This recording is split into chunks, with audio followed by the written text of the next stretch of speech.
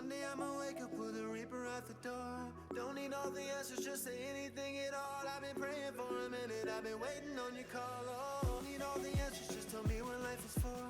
One day I'ma wake up with a reaper at the door. Don't need all the answers, just say anything at all. I've been praying for a minute, I've been waiting on your call. Oh, I've been waiting on your call. Oh, yeah. I've been waiting on your call. Oh, I've been waiting on your call. Oh, I've been praying for a minute, I've been waiting on your call. Oh,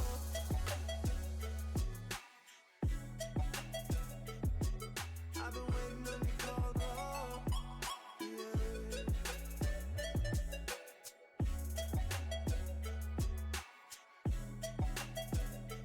Oh, yeah. I've been so patient with you, don't you know?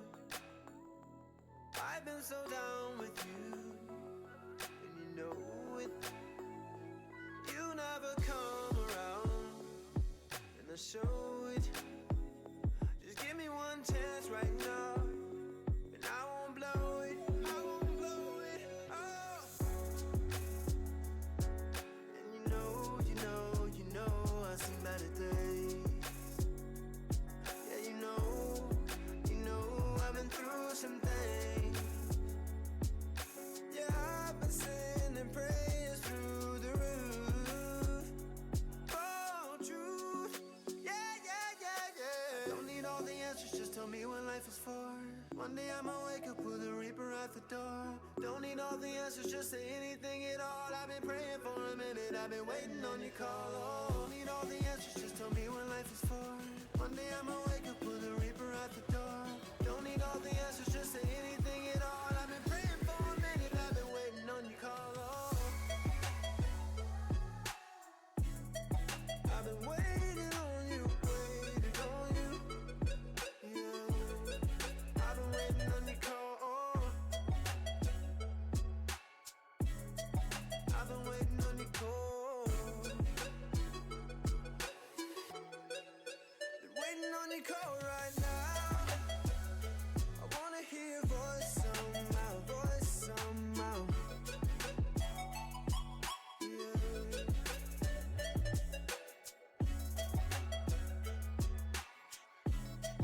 I've been waiting on your call. Oh,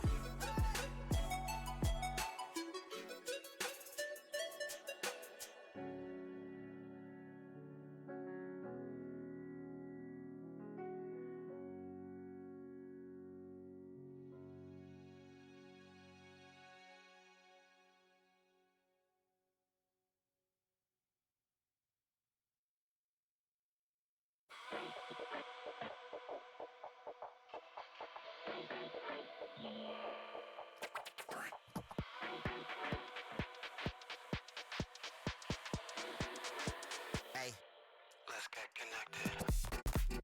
connected. Let me be the calm when it get hectic. Let me be the one knowing you left it. Connected. Let's just hit the plug and get connected. Feel it through your body, don't want my lecture. Let's get. If you feel the way I do, come make you move. 'Cause I need you to help me for the night. So feel the way I do, come make you move. 'Cause I need you. Can't focus, but your body give me clarity. I can tell the way you move and how you stare at me. I'm obsessed with the way you caress me. I undress you with my eyes and you bless me. I confess my love and affection. I'm blinded by all the imperfection. Recognize the dark in you perfection. Can't wait to make you my selection. North side, let's get connected. West side, let's get connected. East side, let's get connected. South side, let's get connected. Worldwide, let's get connected. Local side, let's get connected. Online, let's disconnect it. Offline, let's get connected.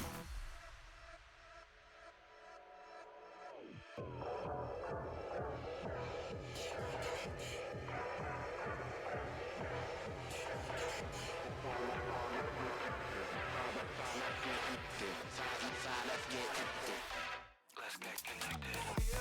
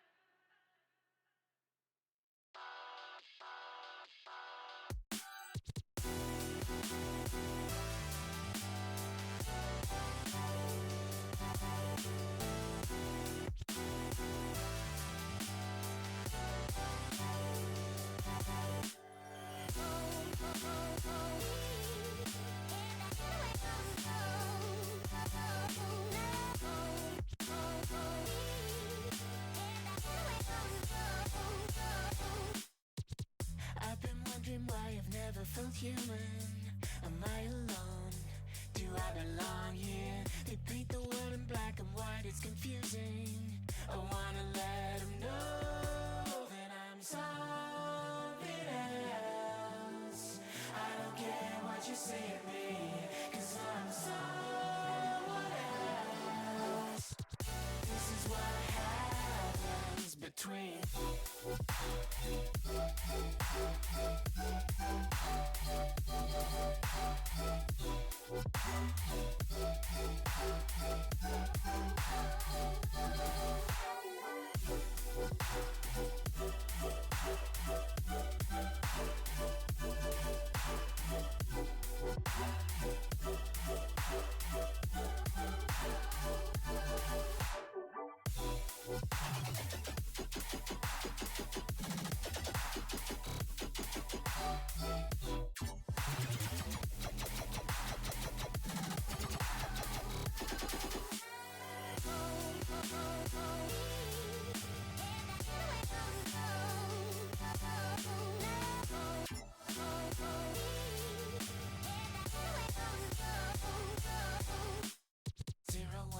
your type. Don't think, just fall in line. What's the point of living life if it ain't even mine? All the best things I know sit in the void. It makes me wanna scream that I'm something else. I don't care who I'm meant to be, 'cause I'm someone else. This is what happens between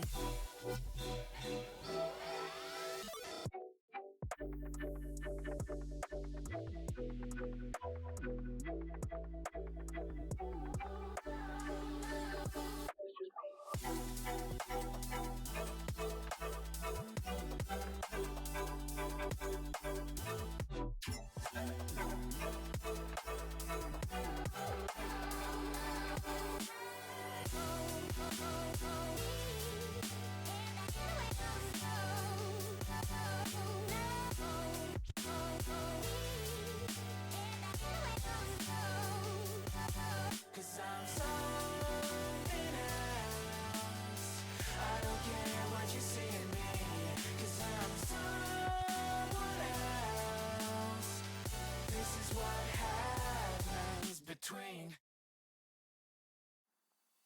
Tell me when you love.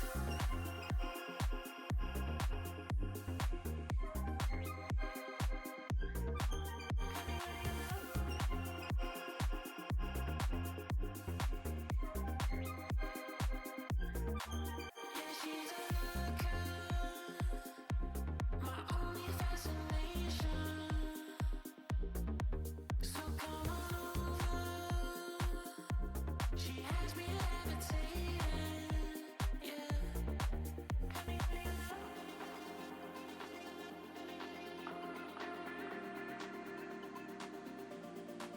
Come here, baby.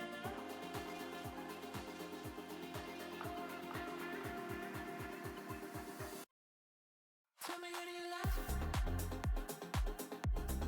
Could it be me? Be your fantasy. Tell me when you love. Could it be me? Be your fantasy. Tell me when you love.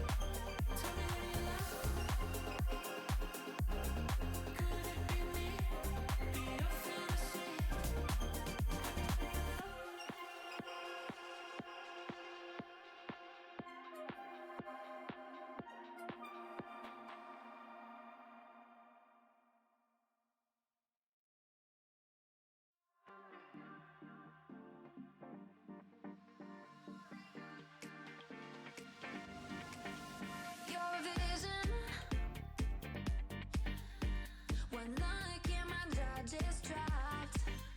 Can't catch my breath. The sand in the hourglass has stopped. You light up my world in ways I can't explain. Your electricity's running through my veins. Ooh, baby, I can't help it. I've never felt like this. Only you can do what you do. Only you give me that deja vu.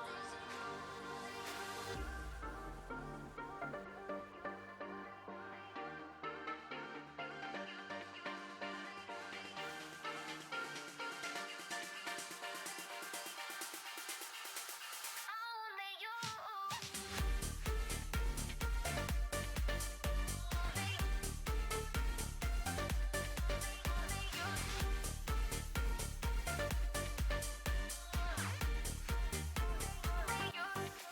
Before you found me, I was floating among the stars. No direction till I landed in your arms. Destiny makes sense when I look in your eyes. A new force of nature that brings me to life. Ooh, baby, I can't help it. I've never felt like this. Only you can do what you do. Only you give me that deja vu.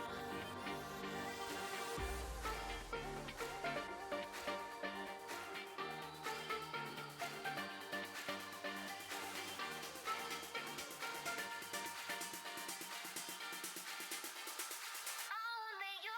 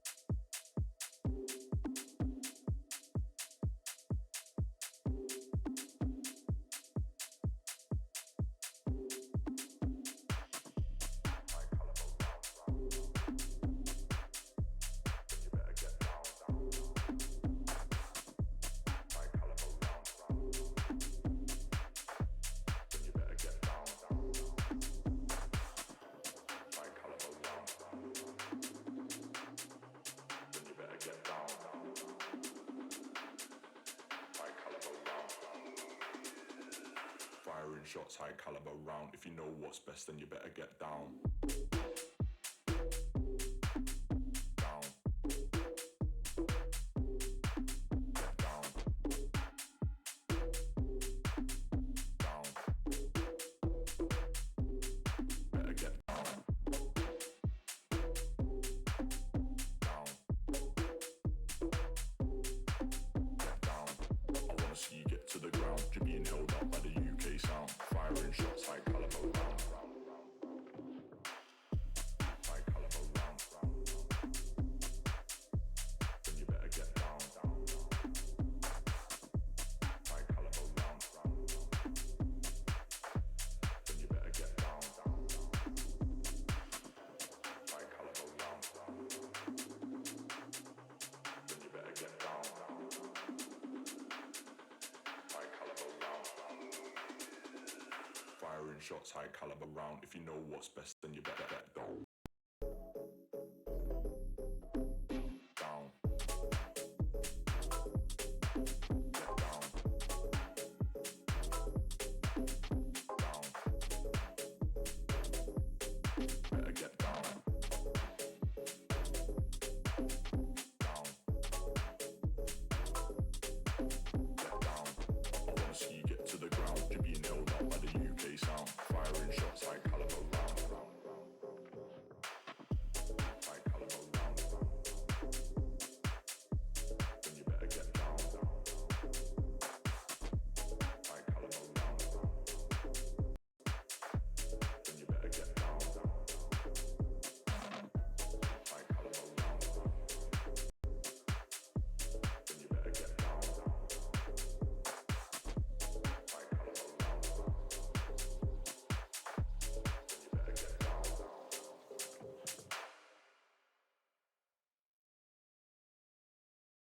People don't let them talk, only the text.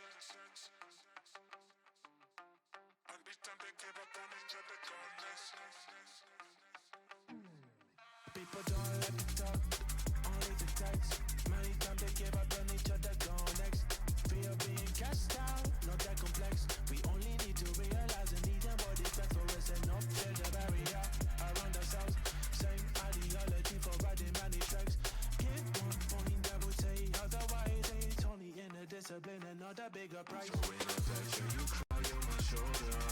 This might be the biggest showdown in myself. Not trying to pull ya, but all these ideas in my head are getting me to falter. Always sending me a big paragraph saying contacts I made when I left home, red, fair and square. Yeah, I guess I'm alright now. Drenching my mind in the alcohol and everything is blessed. Only the text. Every time they give up on each other, go next. All my energy is placed in my time in the energy. If you don't like the way I think, don't need to be the love of me. Try to fix my mind and the habits should be using me. All are in the way I say, cause I know that you envelop me. Tripping on my love, but I don't feel the same way. I'm sorry, baby, go ahead and kill me. You ripped out all the segments of my soul, cause you need me. With that, I'm still here distracted by the same You cry on my shoulder. This might be the biggest showdown in myself. Not trying to pull ya, but all these ideas in my head are getting me to falter. Always sending me a big paragraph saying contacts I made when I left home, red, fair and square. Yeah, I guess I'm alright now. Drenching my mind in the alcohol and everything is blessed.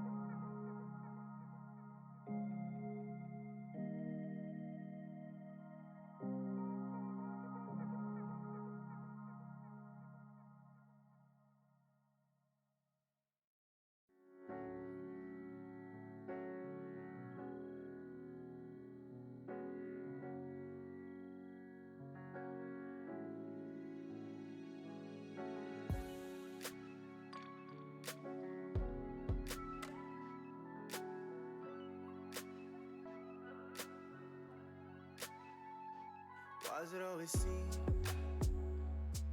like I'm moving backwards? Caught up in a dream, everybody's actors. Why does it always seem like people change faces and nothing is real?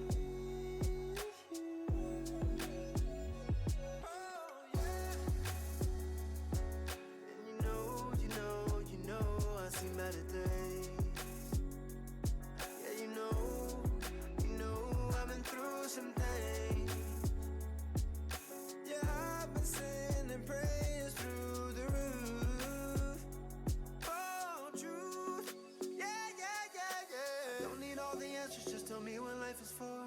One day I'ma wake up with a reaper at the door. Don't need all the answers, just say anything at all. I've been praying for a minute, I've been waiting on your call. Oh, don't need all the answers, just tell me what life is for.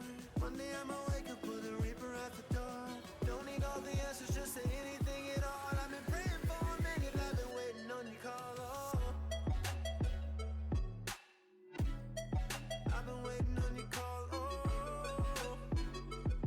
yeah, I've been waiting on your call. Oh, I've been waiting on your call. Oh, I've been praying for a minute, I've been waiting on your call. Oh,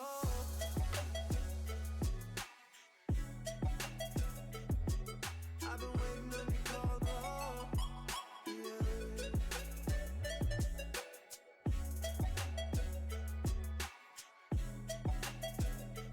Oh, yeah. I've been so patient with you, don't you know? I've been so down with you, and you know it. You never come around, and I show it. Just give me one chance right now, and I won't blow it. I won't blow it. Oh.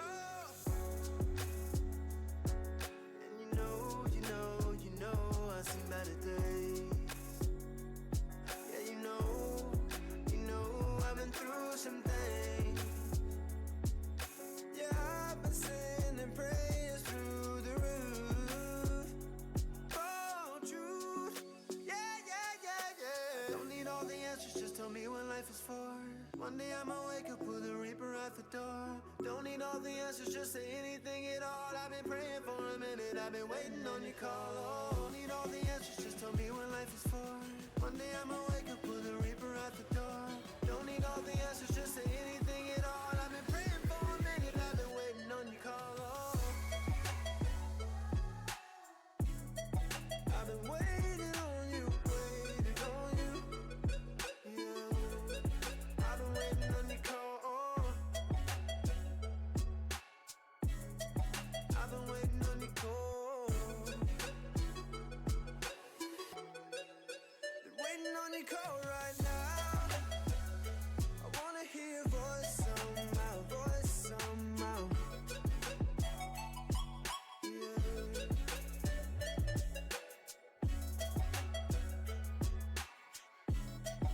I've been waiting on your call, oh.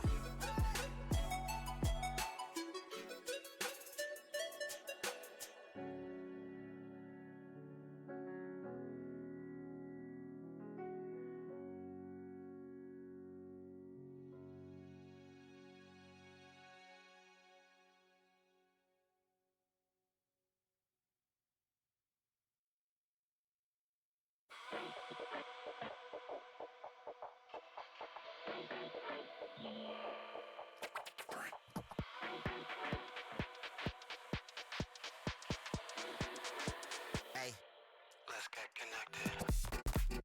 connected. Connected. Let me be the calm when it get hectic. Let me be the one knowing you left it. Connected. Connected. Let's just hit the plug and get connected. Feel it through your body, don't run my electric.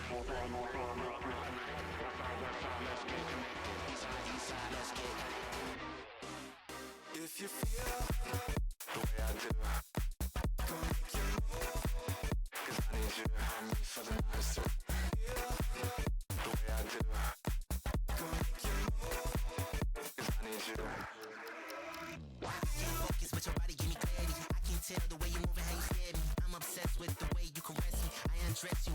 and you bless me. I confess my love and affection. I'm blinded by all the imperfection. Recognize the dark imperfection. Can't wait to make you my selection. North side, let's get connected. West side, let's get connected. East side, let's get connected. South side, let's get connected. Worldwide, let's get connected. Local side, let's get connected. Online, let's disconnect it. Offline, let's get connected.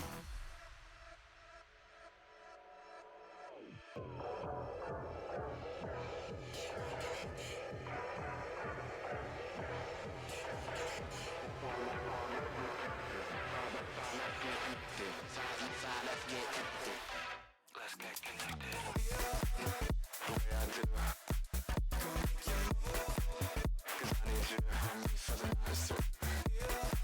The way I do. Cause I need you. I need you.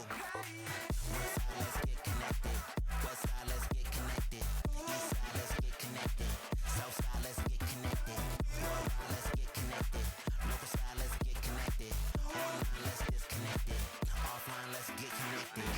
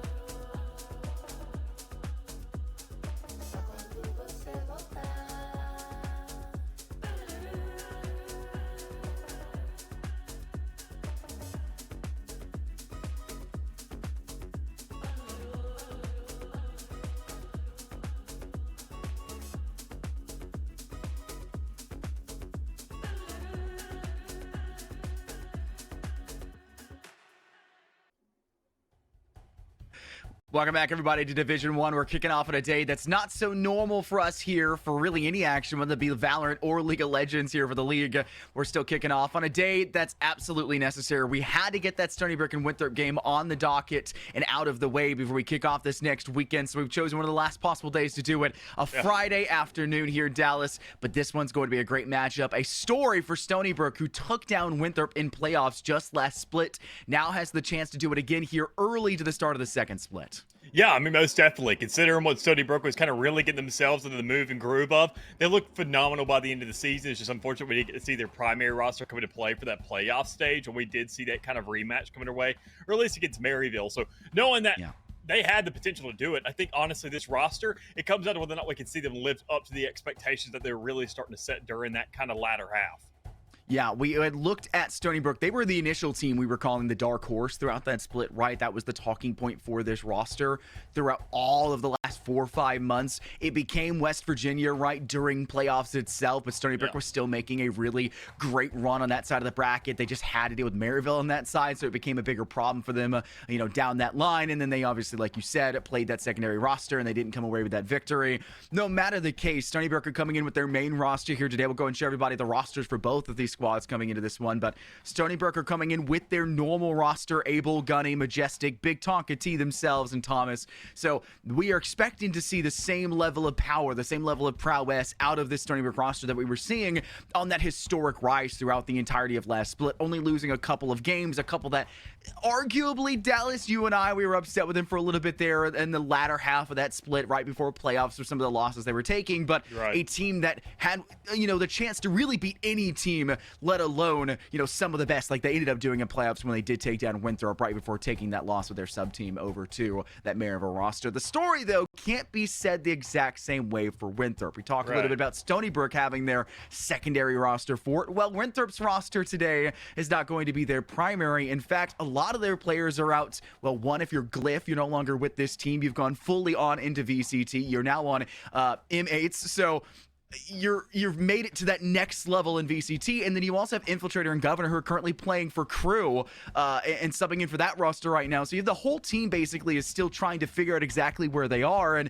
they're gonna have to start off this split not having everybody here. Though Fair and Jerk are here, and Strong Tall Guy, mind you, it feels like this Winthrop roster is playing with a majority of their subs right now, and is going to have to start off this semester hoping to have these players step up to the plate to send against a ridiculously tough team like Stony Brook is. I mean, keep in mind that the majority of these subs, they had that experience inside of D1, at least when it came around to the last split. We saw the main roster being inside of that kind of, ascension stage. So they had a lot of other things on their plate in the meantime. And these are the guys who were here, who were competing in it. And they're the first ones to bat now. So they should be the ones who are kind of acclimated to the scene. They are most definitely accustomed to competition days. And this shouldn't be too much of a kind of out of the way form. It should be very much inside of their form of what they're really used to. So I'm expecting to say it play to that same precedent, that same expectation that we're typically used to seeing them in.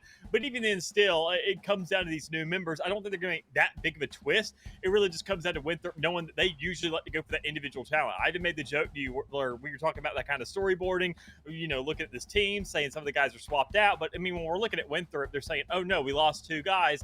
Sign in RG from last year. Why not? Let's just find something there. They're working on individual prowess here, and they have always managed to do that. But I think Stony Brook has a more kind of cohesive unit inside of an entirety of a team, knowing that synergy is still present. And I think that should be the edge for them, knowing that they were the ones to beat Winthrop last semester.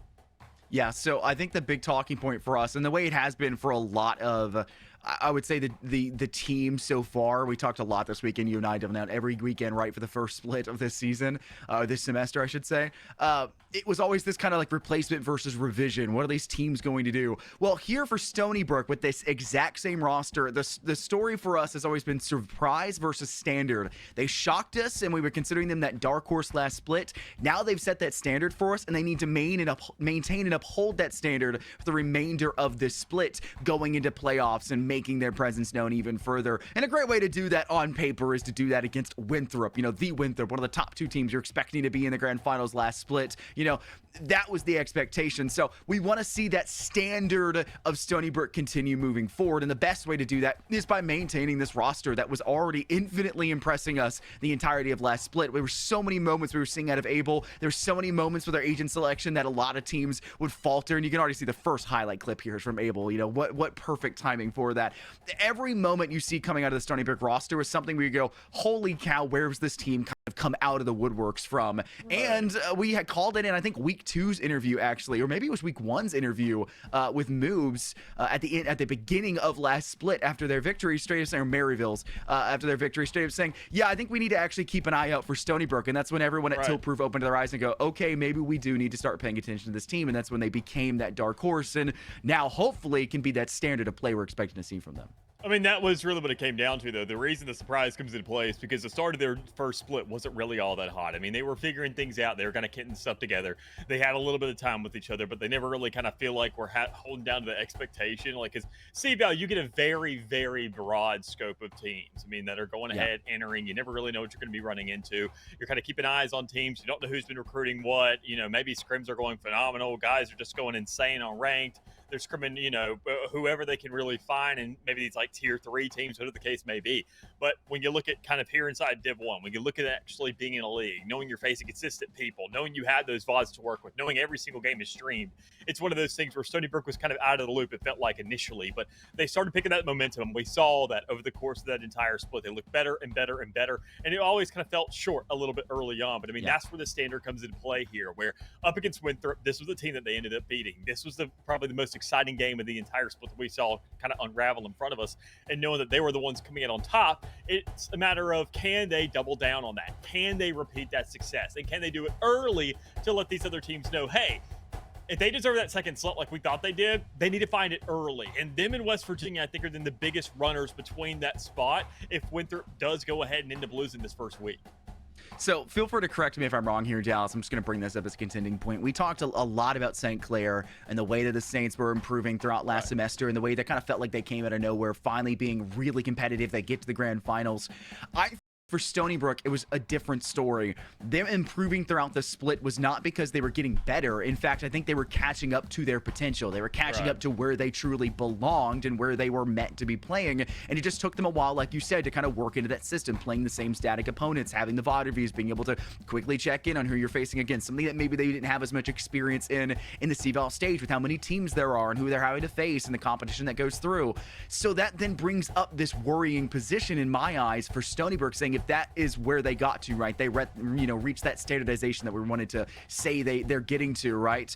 If they've reached that, how can they improve from this point onwards? And this is where we then have to bring into question, how's their coaching staff? How's the IGL going to evolve? How are these players going to continue to flesh out their roles and positions? Are they going to make changes in agent selection? Are their map pools going to widen? How is this team going to get better than they were? Because obviously where they were still wasn't enough to come away with a victory and push themselves into that grand finals and make that big step in the very first split of Division 1. So with everything being said there, what is next for Stony Brook? And did they truly reach their max potential, or did they fizzle out right there towards the end and unfortunately not able to make the biggest graces known?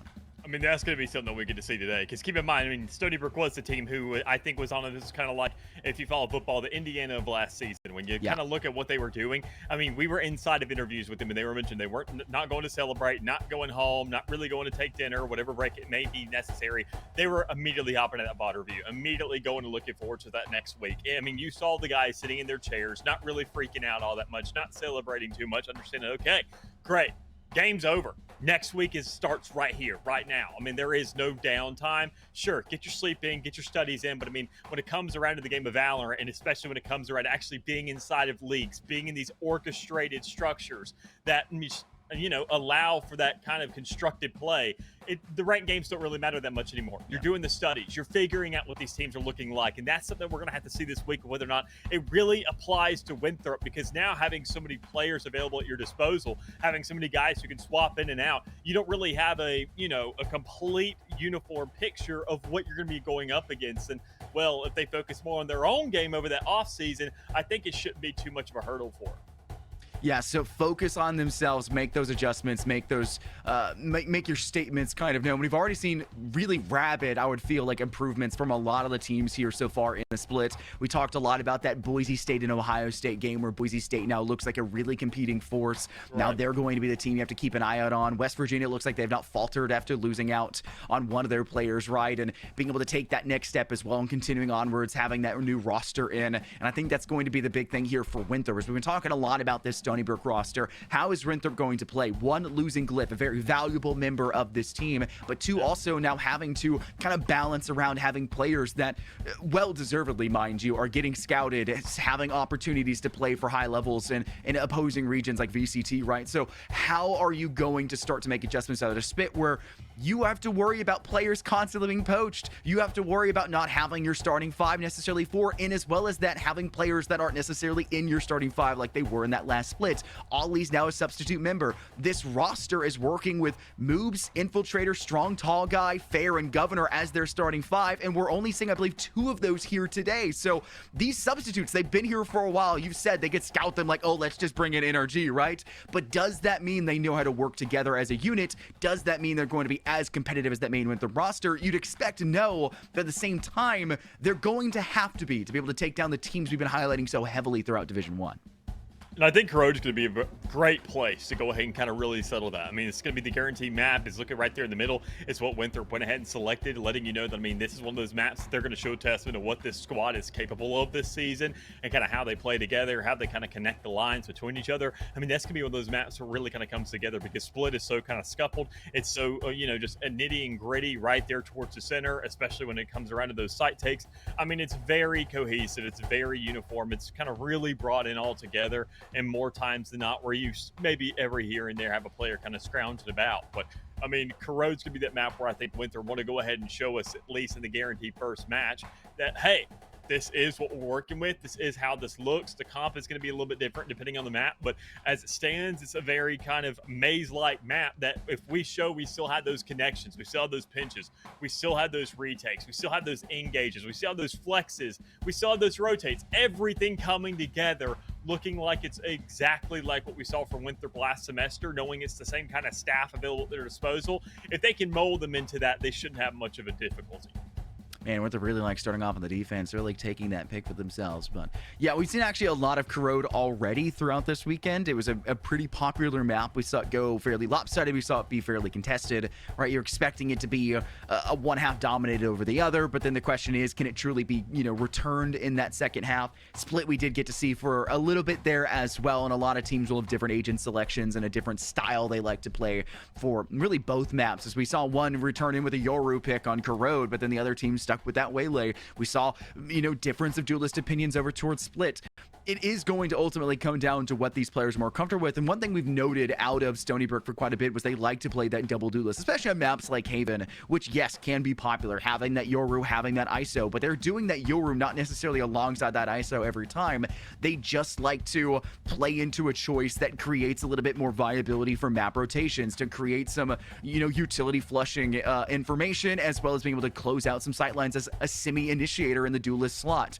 But we don't see that being opted for just yet here for Stony Brook. Instead, it's Winthrop bringing out Yoru on Strong Tall Guy. The Waylay is here for Fair. Jerk's been relegated away from a duelist position, is over on that Sky. Echo to the Astra, and Minsock is on the Chamber. So essentially, almost 3 duelists for this Winthrop roster, right? They have a very aggressive Sentinel out of that Chamber who can play up front in the face, will have the ability to rendezvous out of there. And Stony Brook have gone nearly the entire opposite path. Only the Clove, you could argue with that, having a little bit of their kit, having the viability to go one-on-one in confrontations and have that overheal after the fact. Instead, 0 actual duelists for this roster, right. And they're going very heavy on the Sentinel style of play. And I mean, I can really appreciate it. I mean, it's so many players. When we look at kind of the duelist, the Sentinel kind of transition we saw over time when it came around to Valorant, initially you were always saying, put your best duelist, right there, obviously on the duelist spot. Put your best fraggers in that slot. And then it gets around to a point where, what if we just put the guys who are the best aimers on this position? They just get the utility down. They don't have to freak out and press 13 buttons at the same time like a hero shooter. just let them shoot their gun. Let them aim. And, well, going ahead and having less utility to work with, especially for Stony Brook on the defensive side, I mean, that's going to be a good look for him. But I'm really curious to see what it's going to look like here for Winthrop to kick things off, because obviously when you look at the likes you said, Jerk being now on that kind of sky, you have two new players kind of coming into the fair here, looking to see, if they can take over that slot of what should be the primary and the secondary role of who was a prior duelist. So nice little kickoff here for Winthrop, 2 picks under their name, but Tonka T is exchanging exactly there for, and even then you got Mr. Majestic getting one more on top of it. There it is. 3 players still up for Stony Brook. A full rush into the ace side is successful, and now it's just a matter of holding on to this post plant. Fair's going to be coming up from tower not too far away as Echo. Looks like Fair will rotate in to go through a main ramp, and Echo will join in alongside them, worried about the possibility of players moving through security, taking back control of defensive site, and getting into tower from behind. Thomas has been spotted. A great flick over there. Thomas has really no need to peek this, and that's a wise decision to make sure you can just have that extra little bit of elevation help from above to secure from Big Tonka T themselves. Stony Brook will come away with that first round win. The rushes into the ace site, very successful for many a team here for a map like Split, but you can't do it every time, and we already see Stony Brook kind of testing their options here for round 2. Early peaks towards B, likely to be a more default when they start to pick up some better weapons to their hands. Yeah, I mean, great takes as well. Going ahead and making that read, executing all the way up to heaven. I understand that site's going to be a little bit of a funnel for yourself, knowing the setup of what could be present there, and it's like they just knew it off rip, but even in still making sure to kind of do this, attendance check that I like to call it in that round number 2, not double downing onside that A, not looking to kind of see what's present there, and even then, just not really putting any players there at all besides Abel sitting back towards spawn if they want to go for anything crazy. They want to go through this middle of the map. They want to push up that B. They want to go ahead and say, all right, nobody's holding early garage kind of aggressively there. We got to look up towards mid. Nobody's sitting back towards vents to see if we're going to be pushing up or anything. But you know that guys are still going to be towards that B side, towards that middle. Just where will they be? And you know that Fair is now more than likely usually on that B side. So it's a fair assessment to make pretty early on, but even then still losing a player lets you know that you got to cue the go button somewhere, and having those 2 players down now, especially with Abel getting that pick, makes things look pretty potent to kind of push over right back towards A. Well, fallback will be called into the A site. The whole team will now move this way, and it looks like Winthrop's kind of over expenditure towards the B site and early in the round towards A, and the constant rotates that have been made for this roster will not pan out to keep them, Stony Brook off of this objective for too much longer. Majestic will go and get that spike down, and it'll be a 3 versus 4 post-plant scenario. The weapon that was dropped there towards Vending will not really be a point of contention. It was just recollected by Stony Brook to make sure that it was not allowed for Winthrop's hands. It is Sheriff's up to work with. And you have 2 players coming in from that main A-ramp side, where not the best spot to really sit in if you're Big Tonka T. Fair will have a great angle with that Sheriff. That's a weapon now collectible. Will need to be moved into a spot if you are the rest of Stony Brook to try to disallow that weapon to be grabbed. It won't be a problem. You'll move over your sky to get it. Fair, though, is continuing to go crazy with the Sheriff. Eventually gets shut down, but you have still 2 players and a weapon collected by Janitor to work with, and you don't have enough ammo to hold on to it, and Majestic was making that a close call, despite a Classic being the only thing firing at him from that range.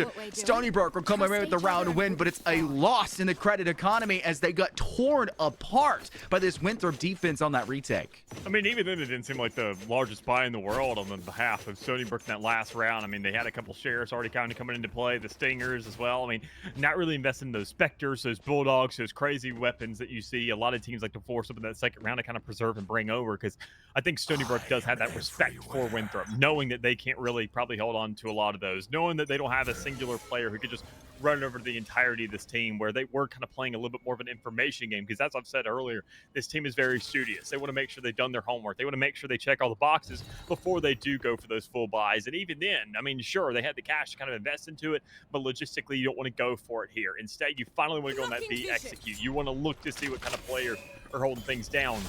Make sure, hey, Fair pushed out a garage last time. Is Fair here this time? Will we run into him? There's Echo with the spray through, knowing the Cosmic is there. I mean, seeing these kinds of ticks, these kind of little tips of information is what's causing a nice little fight to unravel here. As a 2v2 is the conclusion of the scuffle to kick things off. But do you go ahead and really go back? I could see them rerouting into this, knowing all those weapons that are available to pick up. Well, Majestic's in a great spot to try to work in alongside Big Tonka T. A slow push in as well from Staircase into Heaven. And Veyron has an angle at which they could try to get a fight up to Big Tonka, but no sightline is available, and it's just a matter of trying to suffocate out this back of B-side player in Cubby. Janitor, though, has no problem getting their third kill of the round. Majestic maybe overstays their welcome, and the Bandits in hand for Tonka T. They're going to throw down the grab and attempts to keep them there, but a great covering fire held, and it will be Winthrop coming away with the round win to get the expected 2-to-1 split you see in the standard mold of VAL, as we like to call it, for the start of every single map and really every half as it goes forward. I mean, beautiful attempt coming out there from Stony Brook. I mean, so long as things line up just a little bit more, say if we get, you know, Hayron pushing up a little bit more, that chamber gets picked off, gun passed off to Tonka T. It's just making sure to have those setups available, not overexerting yourself. And even Winthrop is exercising that on the defense in terms of retaking on a site, or even more so holding, which you already know is having an emphasis towards. But once that spike went down, I mean, that was just kind of done and dusted. So no one had that site works out. Even then, seeing that the eco went pretty darn well for him. Let's just try it one more time when we have guns. I mean, maybe we have a little bit more of a mid-execute, come down from Heaven, because it seemed like obviously with Tonka T able to slip through the cracks there. There's got to be a bit of a weakness and exploit, but still, you got to see if anything's given to you relatively early. Just by the side of Winthrop wanting to get one of these fights. You can already see up there towards the back over number 3 on your mini-map. Also big, strong, tall guy looking for, you know, what could be maybe a fight here and there. But, I mean, expecting maybe 1 or 2, you're going to run into 3 and possibly 4 if we get that kind of recollection, that tucking your tail, running through those sewers and back towards the mid. Seekers will go out to give information for where these players are. An attempt to heal onto Gunny doesn't go the way that Thomas was expecting, and it is a slaughter here in mid at this alley. Hugh controls mid, controls the wolf when it comes to the map. A split may not matter at all. Winthrop disallow any movement forward. It's a brick wall, and Stony Brook will break their nose flat against it and let this round tally tie up to a 2-2 split, and they're stuck back in the same spot they really were for the start of round 3. No credits to their name, not much they can truly work with, and they'll need to try to piece up as much as they did in the round before with worst weapons, right? Of that eco push here into B site to try to knock down a couple of Winthrop players, because if they let the credits get out of hand for that roster, Winthrop's the type of team that will never lose sight of that end goal and will constantly have, variables, constantly have utility, constantly have even the ultimates that play the macro economy the further this goes on with this aggressive push here towards B in that frag. They want to gain control of this. They want to play that macro economy. Can you really blame them? Even then, Veyron, knowing outlaw in hand, got to have a secondary to work with in case the push comes through. Even then, if it's sneaky or aggressive, and finding a second here to go ahead and knock these Stony Brook numbers down. So the 3 remaining players, you got 2 heading over towards the A side, but I mean, they're not really going to stand very long either. Knowing that strong, tall guys there to go ahead, get the cleanup, find the dimensional drift to be online for whenever you really need it for a retake possibly, but this isn't the round you're going to do it, because it doesn't even seem like Stony Brook's going to find that plan. Well, Majestics alone has spotted STG, but they will lose their life instantly afterwards, and it'll be a flawless result for Winthrop. The round before was nearly flawless, just the same. But Stony Brook have just not really found an answer, yes, necessarily just yet for their attack.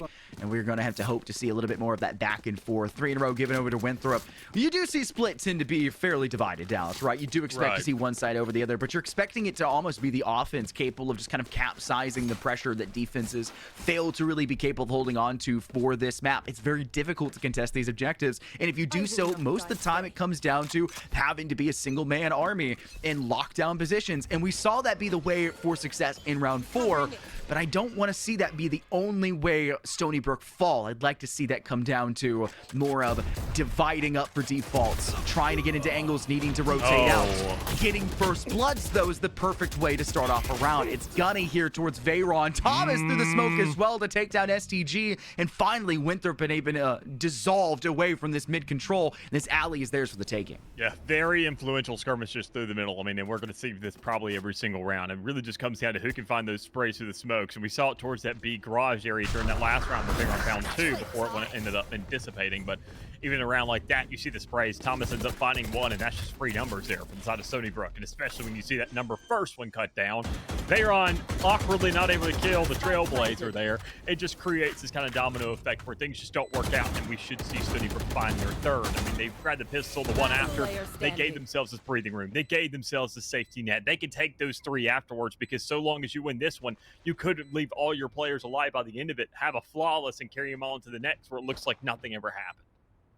Well, no way for really Janitor to move into this one. I think they're aware of that fact. They'll go ahead and run away from all the contention from Stony Brook. This will be a pseudo-flawless round. I mean, it's essentially flawless, although not a single player has been lost for their side, but they want to try to deal with Janitor. Like I said, if you don't knock the credits out of Winthrop's hands, you'll continuously find them to have weapons in their hands and be a threat to your side. No real breather round that isn't eco. No real breather round that is only having to deal with a thrifty. And you can even hardly call those rounds breathers when it's against a roster like Winthrop, no matter if it's the main roster or a couple of stand-in or, substitute players coming along those lines. They are a threat because this program is a threat, and they have the staff and more, the players alongside them to teach them, right, Dallas, to make sure that they're always there. But it'll be a Stony Brook round when everyone will survive there towards the end, even Janitor for the side of Winthrop.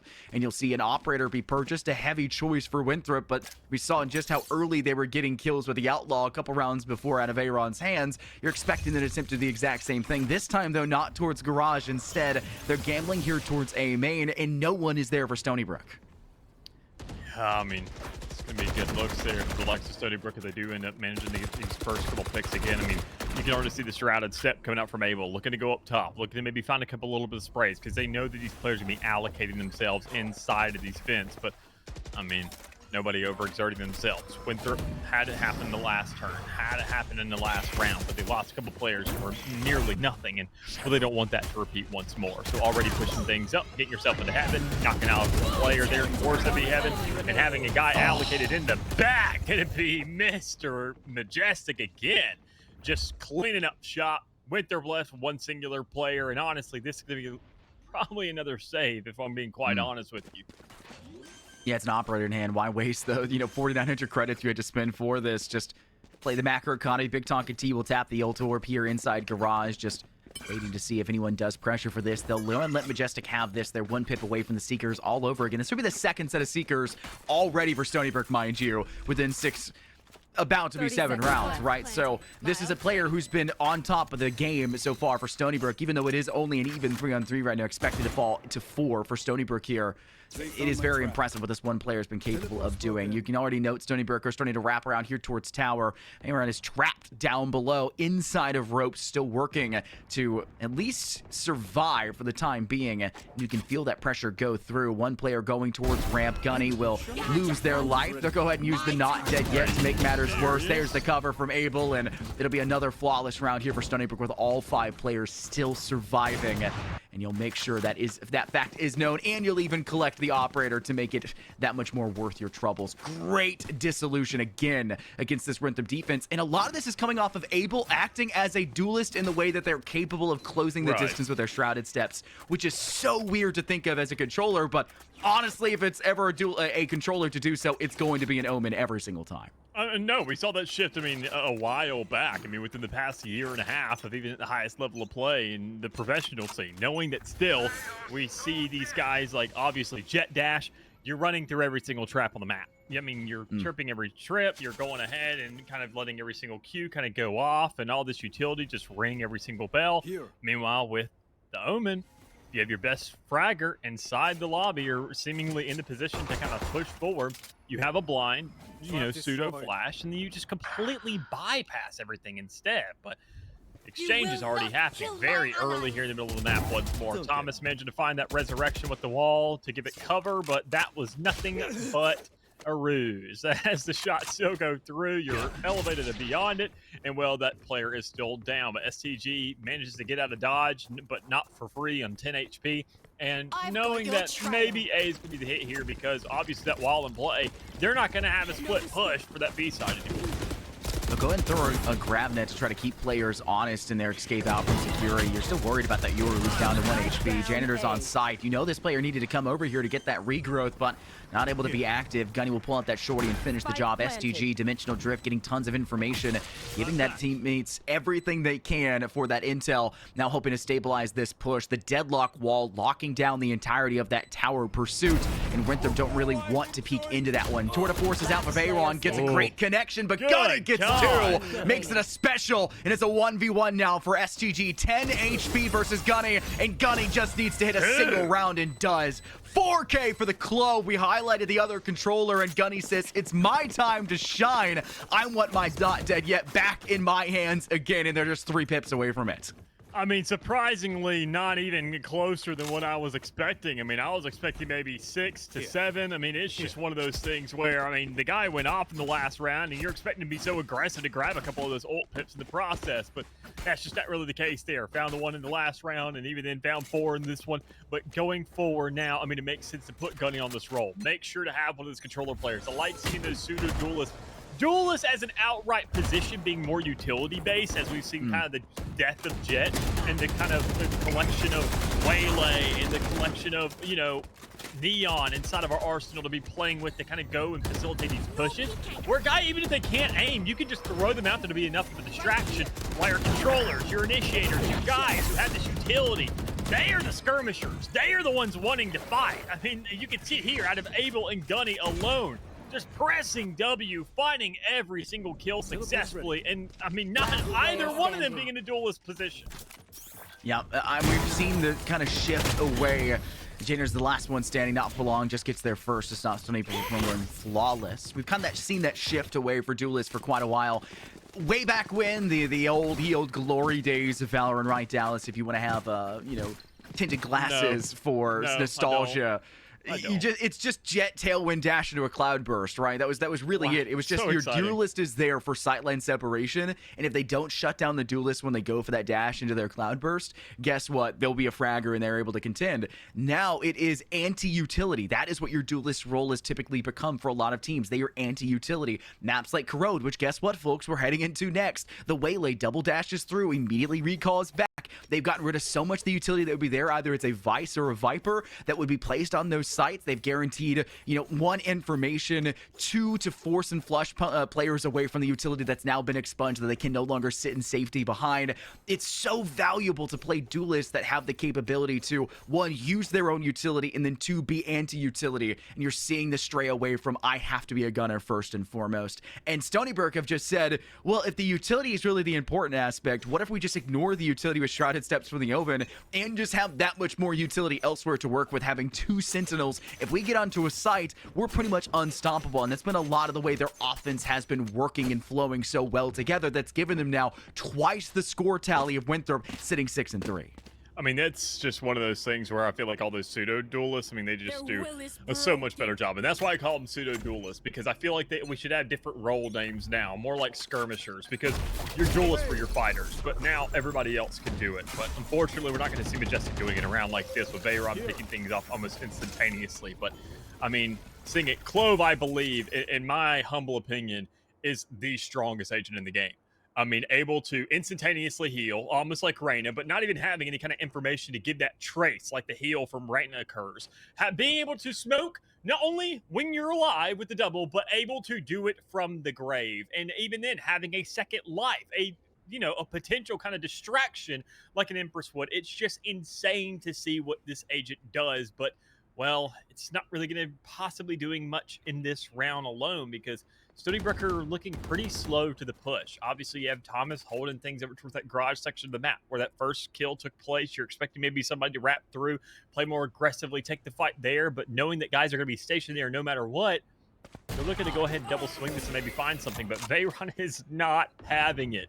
Another kill to his name, maybe head hunting once more for a third, but it's going to be Janitor cleaning things up inside the garage and letting Stony Brook know, if you want to push, you got to do it somewhere else. It's an eco round as well for Winthrop, mind you. Like, they came in with nothing, and Veyron has made this a very doable round. Janitor as well to secure that last one is like, it's icing in the proverbial cake. This is a team that's been able to go so far beyond what was expected. against the Stony Brook roster that prior to that point was kind of walking all over them. Time, though, will be tight to go and get the spike down, or even over there and available if you're able. You have to get dropped down into sight quickly to get this spike down. Shrouded Step to move over towards default. I believe they've gotten the time to be capable of doing it.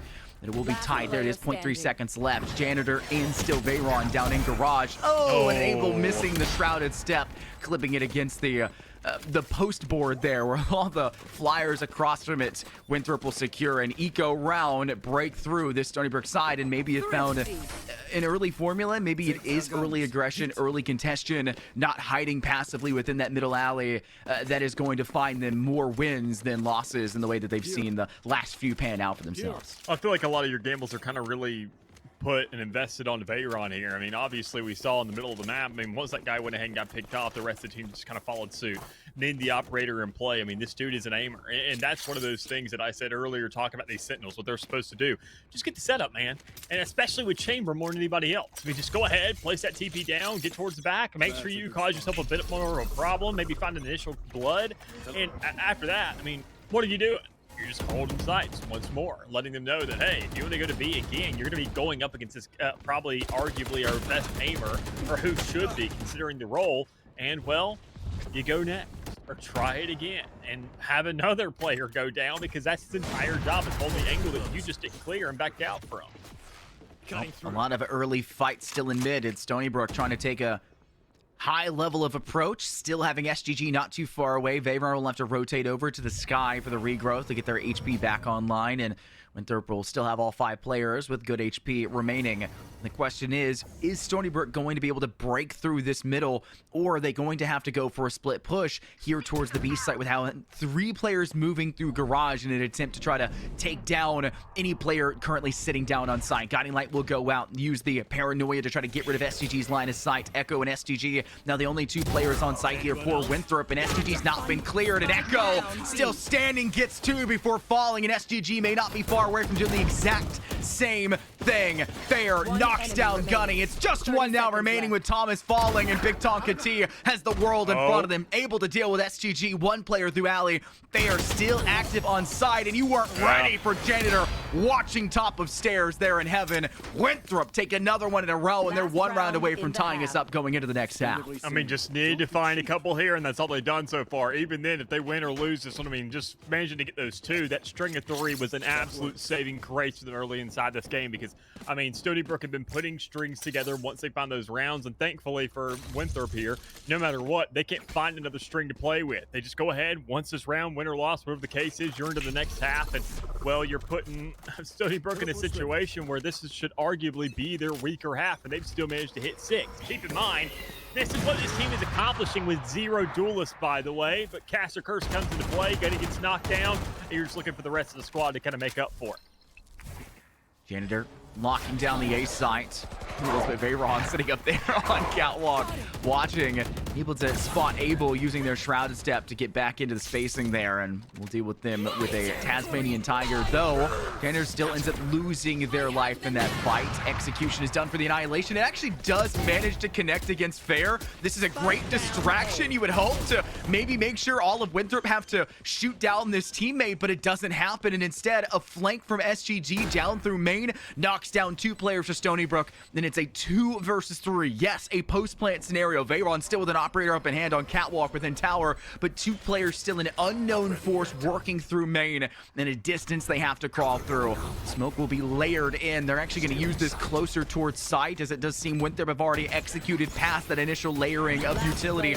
Abel double flash. Great shorty shot from STG, and a combo from Macro just removes Stony Brook from this half and makes the 6-6 going into the next. Yeah, I mean, shell spread just lining up perfectly there for STG, but even then still, you had 2 more players available to go ahead and just follow through with that take, and especially in the last round, you're not concerned about it. You just want the result and Winthrop find it. So a beautiful exercise for what Winthrop was capable of in terms of bringing that back, not from the grave per se, but making sure to keep themselves relevant. Because, I mean, looking at those 4 rounds back-to-back from Stony Brook, that's one of the longer strings you'll see against Winthrop, funny enough. And, well, they found it right there towards the mid-round, and you were thinking that, hey, they could possibly just close this thing out. 5 or 6, just kind of get yourself a little bit more. But that eco round just completely shut things down and gave Winthrop so much to work with following forward. But seeing Stony Brook now, I talked about it earlier. I mean, just around prior, seeing that they had the double Sentinel, they have 0 duelists.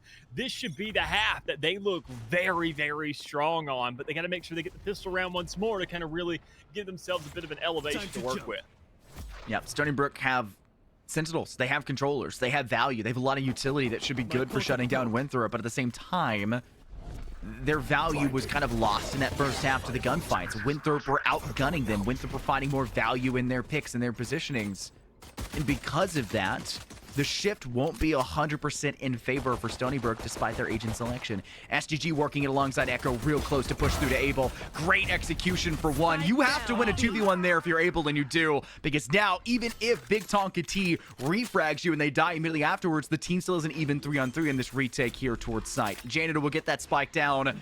2 players will come from heaven, 1 player will come from outside alley, and Gunny will have to deal with Fair really close. The Frenzy's a good connector, and it gets 2. The second flick to Janitor, really a necessity in the wild swing to Veyron. Secure Stony Brook yet another pistol round win. The expected bonus you want to see afterwards still on the docket. It came for them in the first half, but after that came the problems when Winthrop started to key back into things. And that's the funny thing about the Frenzy. It is such a feast or famine gun. I mean, there was times where we saw it just be a menace, where it was an easy round 1 buy for so many teams, and then Riot put it right in its place. And every now and again, you'll see those rounds where you're thinking, oh my God, this thing is completely broken. But it's just one of those things, especially that second kill that came underway, the just single random spray to the head. That was just one of those points where you're saying, hey, that's just that having the bullets and just having the damage done from everybody else. It really starts to add up, and especially for a gun like that, it should be nothing but a free cleanup. But looking at things so far, having the pistol round for Stony Brook, I talked about this half, talked about these first 2 rounds. We've seen, though, Winthrop able to completely demolish these rounds where buys are coming into play. When Stony Brook finds the first pick, the Bucky is still in play for STG here. And I mean, being that Yoru, he's one of the better agents besides Raze, I would say, who can really make use of this, as the first one and the second have already given him a reward of a Guardian as an upgrade, and the rest of the team is pushing through Garage.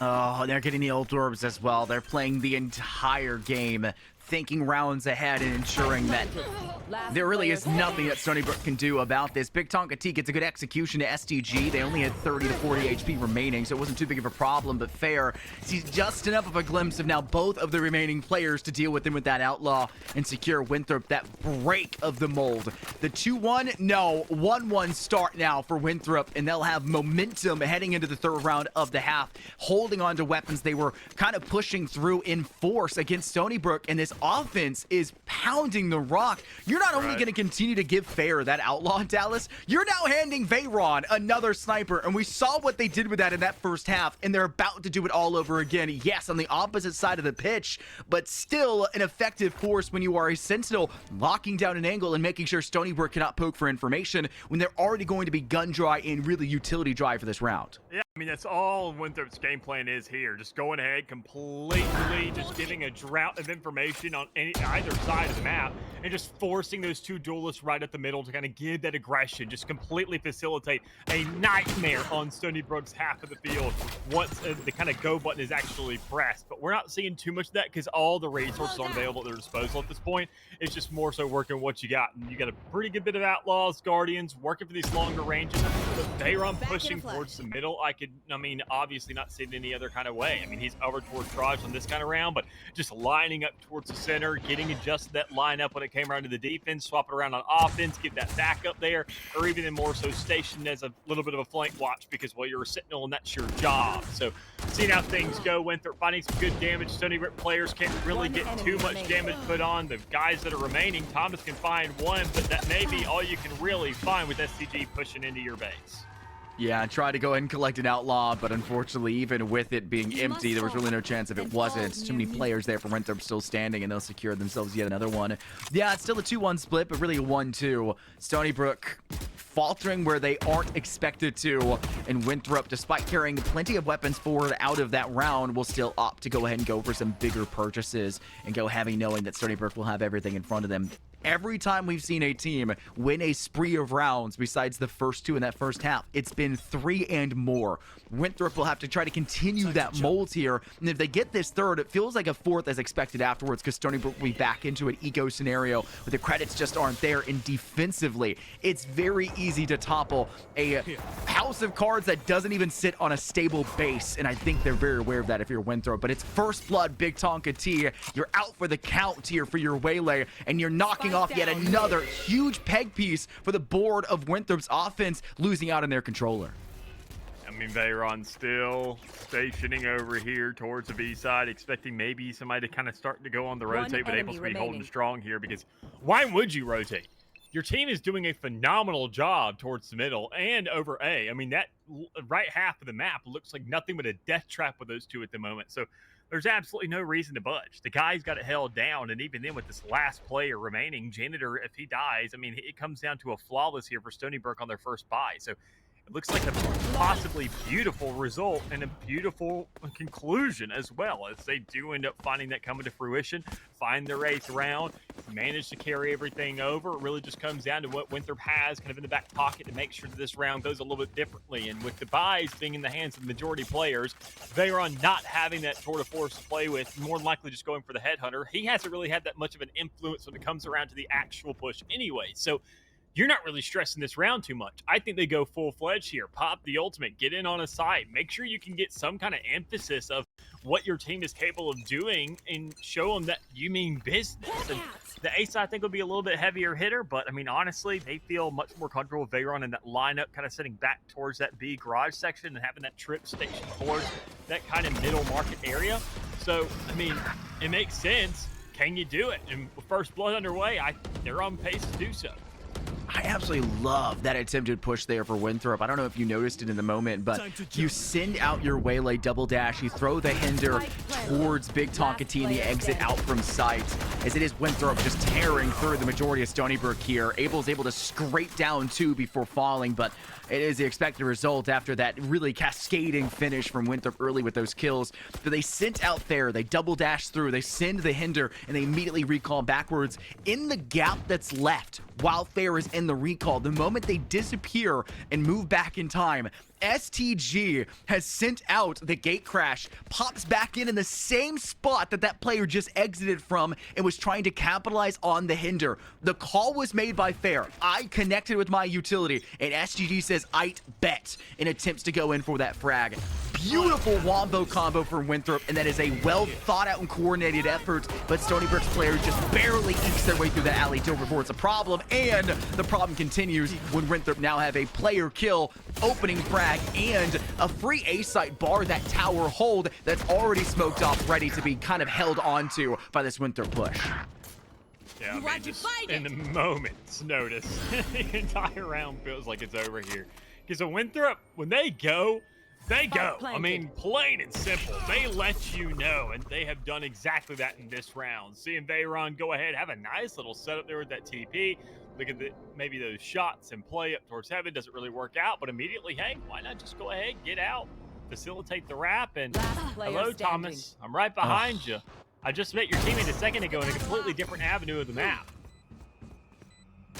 No idea where that rendezvous even is, right? Like, that is what Chambers can do, viability and versatility for positioning. And they even widened the Chamber rendezvous TP range after completely crippling the agent for a very long period of time there. Rightfully deserved, mind you, Dallas. I don't think any of us, especially talent, look fondly back at the days of having to see a Chamber in every single map, no matter the meta, Anywhere no matter on what the map, it was. that was a problem. Oh, that was it was horrible time. I even refuse to call him a sentinel. He just was a duelist. He was what Yoru is now, right? Where instead of having to lay out the gate crash, you just placed a rendezvous and then you were good and could play around and pick it back up. Chamber speed, dude, that thing felt like a vandal. It was horrible time to be alive, but Man, oh man, Valorant is in a new heyday of utility consumption, and this is where you're seeing that value, or hopeful value, of not having the duelist if you're Stony Brook, but it just hasn't been panning out. An eco round for them, pushing forward, trying to take down Winthrop. Janitor is completely trapped, but Veyron's got gorgeous covering fire, and they come away with that extra frag on the not dead yet for the player of Gunning, and they'll maintain that player advantage, but look what Abel is. Trigger discipline, gets the first, low HP on the second, hits the halo not required. Winthrop are bleeding, but Veyron is out of his mind for this Winthrop roster to secure yet another. Everybody else is dead. All I gotta do, surely doesn't have util now. So it's just basically we're on even grounding here. I'm a guy without utility who's all about aiming. He's supposed to worry about utility and aiming. Surely I have the leg up, and well, Veyron, you most definitely do. But your team does as well, at least in a one-man lead in terms of the roster that you're working with. Is you want to run over to this A site, but keep in mind that man lead could go down, considering Stony Brook do have a resurrection to play with. It'd be an interesting call to see whether or not we actually do see Thomas want to go for this pick and who their selection could be, because you have an entire map of guys to work with so long as you can win this match against Veyron in the center. That's it. I'm questioning it. I'm curious. They don't do it? What? No. Thomas makes a weird decision not to resurrect. Round the corner is Echo.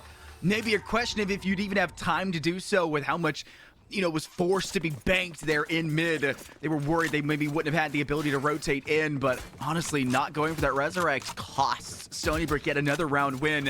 It'll be 11 in Winthrop's favor, and the rounds, well, there's a possible only 2 remaining if Winthrop take the both of these. We could already be at match point with a victory here for them. And keep in mind, this was Stony Brook's map pick, and we're heading over to Corrode, a map that Winthrop was putting numbers up on against a titan of a team like Maryville to start off last split. Let's play. Well, it's not even that point yet. There's still time for Stony Brook to kind of get things rolling here. They clearly have a bit of a denial going here with the deadlock wall in play, but even then with all these ultimates on hand, you're going to see them go ahead and just at least have one of them thrown out. Issue is that Annihilation is a bit questionable considering how many players are there. That Cocoon's going to get ripped through with all those weapons in the hands of Winthrop. So see how things are going. Gunny kicking things off, finding one, finding a second, but getting traded out in the process. This is the round where if you see anything coming their way, it should be Stony Brook. They need to make sure to not only save their game by getting this round, but they got to save these weapons in the process, and Thomas makes sure to maintain that trajectory. That's a Vandal. That's a headshot kill instantly, but unfortunately for STG, Thomas gets the better end after the fact. Both players tapping the head. Winthrop left with half the player count, and Stony Brook's Thomas will go ahead and say maybe this is the round to use this resurrection. But just like we saw early on, Dallas, the moment the resurrection is popped, that player is instantly executed. Veyron now has their second shot with the Tour de Force. This one to Big Tonka T inside Cubby. This player eviscerated. You'll have Abel working their way up ropes. Standard tries to capitalize as they're still trying to climb through with that audio cue. But unfortunately, no success to be found, and Veyron will be the last player standing in the 1v3. 2 players up inside tower. That is a near miss. My goodness, could you imagine what could have come from that? But Stony Brook get their 9th round win, stopping the hemorrhaging that has been this Winthrop spree of round wins in a row. 5 so far in this half. And it will be Stony Brook finally getting their feet underneath them in hopes to recover and get their way on their map pick to match point first. I mean, yes, saving those guns going to be huge for them, but I mean, even then more so we see Winthrop, and what these ecos could do for them, but even then they still not actually on an eco buy. They had so many strings of rounds put in front of them, preluding that round, so seeing they still have the guns to play with, it kind of leads me to worry for what Winthrop's going to look like in the next round afterwards, because Stony Brook, obviously, I think they're a little bit more scared of Winthrop's eco than they are their full actual buys, because Veyron's always stationed up with that operator. He's never really pushing with a Vandal or any other kind of gun, kind of getting a little bit tricky with his plays and his arsenal, so it seems a little bit more kind of static to what we're typically used to seeing, knowing what this guy can really accomplish when you put him in the middle of the fray. So as things go, though, Stony Brook talking about this double sentinel, seeing the kind of holes, the kind of setups they got to have. They put all of it everywhere in the map except for right there through the middle, because the only thing you have is, well, that wall that was up towards that mail, but now is dissipated by the trail seekers. very interested to see Winthrop finally have a player that we can call a true dedicated opper, right? Like somebody who will be wielding that sniper offense or defense, you know, rain or sun. They're going to bring out this weapon, Beautiful. and it's worked very well for Veyron, but unfortunately in this round, Big Tonka T was crouched. The shot goes wildly over the head, and in that same spree, another connection, this one towards A site, puts Winthrop now at a 2-player disadvantage, and it's Stony Brook still remaining all 5. Gunny working, it's still back behind screen on site, a player in security. Connections for Winthrop up above in heaven on B. Fair has a single lick of HP, and I think Big Tonka T is aware of that fact and tries to go for the classic right click. But Fair is running away from dodge, and Gunny is standing still, expecting them have to force to go for the spike plant due to time constraints, and the A site rotate falls apart for Winthrop, and the execution they fake towards B means nothing. A timeout will be called, and Winthrop second guessing, looking at an eco in front of them. This very well could reach and equalize at 11-11 for these two rosters, and there's still anyone's game for who gets match point first. Yeah, I mean, eco round coming out here from Winthrop, so obviously planning for this one, but a little bit more for the next, understanding what kind of gameplay they can go with here. Just probably one of those quick calls to the playbook to say, hey, this one in eco looks like one of those kind of press W, maybe find something to slip through the cracks. I mean, just more so evaluate what Stony Brook has been doing and what they can give to you early on to really facilitate this. But problem with that is, I could see them definitely throwing Gunny at Winthrop and just seeing what he can do in a round like this. Having the not dead yet available, this guy's going to have not 1 life but 2, and in that previous round, seeing how many he knocked down, that's just one of those things you can't really account for. Obviously, you can think of utility where it's going to be pre-plays, where the cutoffs are going to happen, where you can go ahead and kind of pre-allocate stuff to, just compensate for any possible variables. But one guy just going insane, not really much you can do about that, especially if you end up finally killing him. Obviously, there's a reason Gunny is on this exact agent. He has the second chance. He's going to find these kills. He's going to come back from the grave once that's managed to be accomplished and just continue to bring that rain. And well, on a round like this, if you can manage to save that for the next one to guarantee that map point, or better yet, make it look a lot more doable. I mean, Stony Brook, I think whether or not that yellow border is in play by the end of this round tells us everything we know for what could be the result of this map. Absolutely. Push through for Winthrop. B site in through garage. They'll go for a split 2-3, 3 through mid, with the viability still to rotate your sky with that spike back towards garage. You can see them kind of hesitating and lapping between the two sides. The Waylay goes for the double dash. STG wanting to have the crossover, but that just gets not enough of that buckshot through, despite the right click at that distance. And it'll be Stony Brook coming through. Pretty much flawless. They did lose one. They used the not dead yet. And eventually you will also lose Abel in that process, but credits, I don't think, are going to be a major consistent problem for Stony Brook heading into this next round. Despite how back and forth this has been, you will have guns if you're Winthrop. You will have guns if you're Stony Brook. The problem is only one ultimate is available for either side. The Cosmic Divide, which has not been an effective thing used at all so far on this map, and the From the Shadows, which effectively for defense just means you already have to give up control over a site or make an early gamble for a rotate if required to use it to try to assist, and even then it could be a bait from Winthrop to get it out of you. I mean, it's being used for post plants and like cutting off angles. Like, say when you're defusing on A, you cut off heaven there. I mean, you're cutting down some angles. It's doing something, but Tonka T can't really do anything in this round so far, as we already see him going ahead and dying to this big spray that occurs to the middle.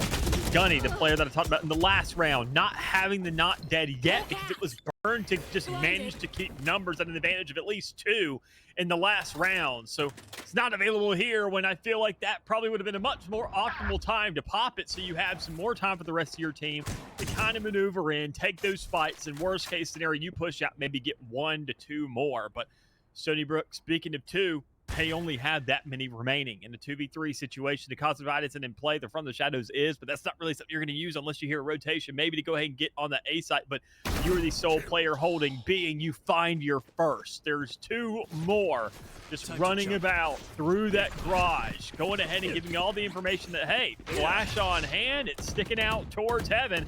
Abel is present, but he is dinged up. Yeah, that's a very necessary rotate 30 out of seconds there. left. Get the regrowth from your teammate and try to play for this. Spotted, though, is STG.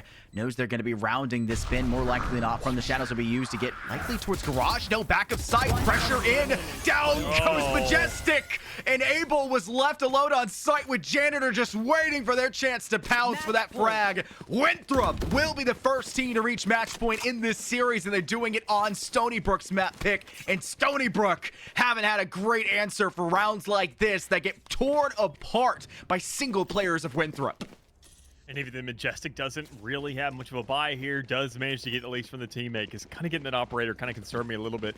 And even then, still just seeing it concerns me in general, knowing that this guy has been a huge skirmisher, more than just kind of line up Andy, just kind of a clothesline type player. So knowing that even then, when you're playing in this kind of position, but you're holding down the middle, sure, you're giving great information to your team saying they're not coming here. You need to be on that B site. You need to be lining things up. You need to be in the middle of the fray. So Dimensional Drift comes through. Information known to say, hey, he's going up towards the middle. Thomas thinks he's probably moving towards header, so it has to be a much bigger commit over towards B. And even then, still, the slow comes out to effectively guarantee that kill. But what happens to the guys on site? It's good exchanges so far. Stony Brook for 2. It's down to a 2v2. On site, can Gunny save it? Tonky King gets the first, and he gets the second to make 3 for the round. A 12 for Stony Brook, and an OT in play. This is the thing we've been waiting for, Dallas, so long in Div 1. Maps that are truly back and forth. Overtimes that really determine, arguably, this could be the determining factor for the way this series plays out, right?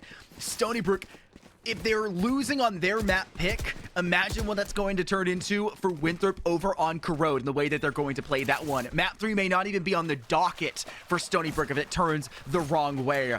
And this is a team that we've said they finally fell into their own throughout the entirety of last split. They kind of had fallen back to a spot we felt like they had belonged. The team had constantly worked towards. They didn't improve, but they just started to realize where they sat. Into that standard, the standard versus surprise. Right now, I'm not seeing the same standard of play we saw from the last semester. A lot of sacrificial lambs on these pushes, a lot of sacrificial lambs on defenses, angles that are held by players that have no right to be doing so and paying the price for it. And yet, they still are able to force overtime against a team like Winthrop.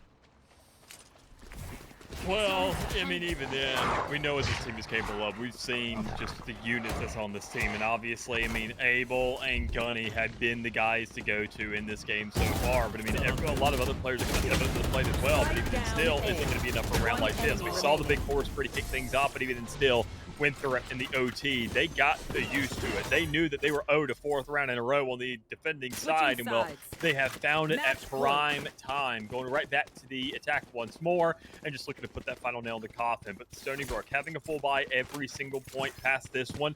It's not about the ultimates, it's about who we can actually see go on these massive sprees. And Gunny, even then still having the not dead yet, it seems like he still managed to die the majority of the rounds, even when you take that out of the equation. So I mean, while this guy has been in seemingly every single situation to fight a player, is he going to be ready for it on this time? Is he going to be stationed in the correct position? And right up the middle once more, you need him ready for a rotate, but you don't need him ready to die. And well, with that exchange through the middle, that's exactly what he does, finding only one before them, but Tonka T is able to go ahead and capitalize on the moment and find a second. But it's just a straggler. It's not the guy that was on the site that you were pushing.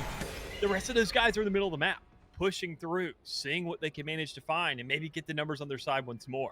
Yeah, they're trying to set up for a split push to get control over this B site. Spike is looking to go through Garage. One player sitting still inside Vending, just kind of biding their time in that rotate, making sure that STG, if they were to go down, maybe there's a quick refrag to work with. But now, with Echo being eviscerated by Tonka T, well, Winthrop may not have the best chances on this offensive approach, and it'll have to play in for another one. But Janitor wants to clean up this deadlock that's currently trapped within attacker spawn. Hey, you're in my territory. I'd like to leave that to my team only. And unfortunately, the deadlock still proves too powerful to work against. STG gets a good execution onto Majestic, but you know you're flanked. Spike is under control for the deadlock of Big Tonka T. An ultimate is used in hopes maybe catch off STG. They'll just throw it right at the player. Unfortunately, gets caught, but doesn't matter. Interesting animation for it. Winthrop will be forced into another round set of OT, and Stony Brook will move back over to the attack that didn't show much in terms of potential on their last approach towards the A site that Well, they don't have a great way to close the distance bar the Right. Shrouded Step, and they just don't play in angles that let the Shrouded Step really find value if you're Winthrop's defense.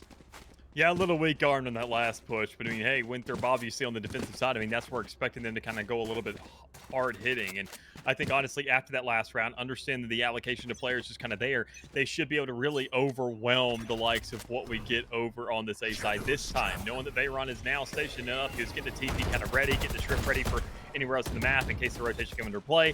He knows that he needs to probably be over on this A side. And now with him being present, I mean, this complete equation has totally flipped on its head. You're just waiting for Gunny, who is kind of straggling around, maneuvering through the map as the solo man who, I mean, I would argue needs to be in the middle of everything. If there's anyone who's capable of kind of really going ham and clearing an entire site by themselves, it's going to be him. But one person that isn't going to do it will be able for this round. Another big piece of utility. Obviously, still smokes in play, but you don't really have those kind of near sight flashes anymore, and those big carries that bypass a lot of this utility. So it's going to be a big slowdown when Stony Brook does press the W button, because SCG's picked off another. Bears holding back towards Rope, finds Gunny, another head in the middle, and it just comes down to the two remaining as Tonka T can get one, but there's four more still in front of you. Yeah, this offense is just really struggling to find what they can consider to be home, find comfortability in terms of rotating in towards these sites. Spike will be easily placeable now here on B site. A close encounter there with the opposite kind, as a shot from up inside of heaven just barely rings past your Sage, going for that plant. It will still go down nonetheless, and Big Tonka T will watch from down below, sonar in front of them to catch anyone dropping down if they were to step past and through that smoke. SDG would be the player to do so first. Thomas watching here.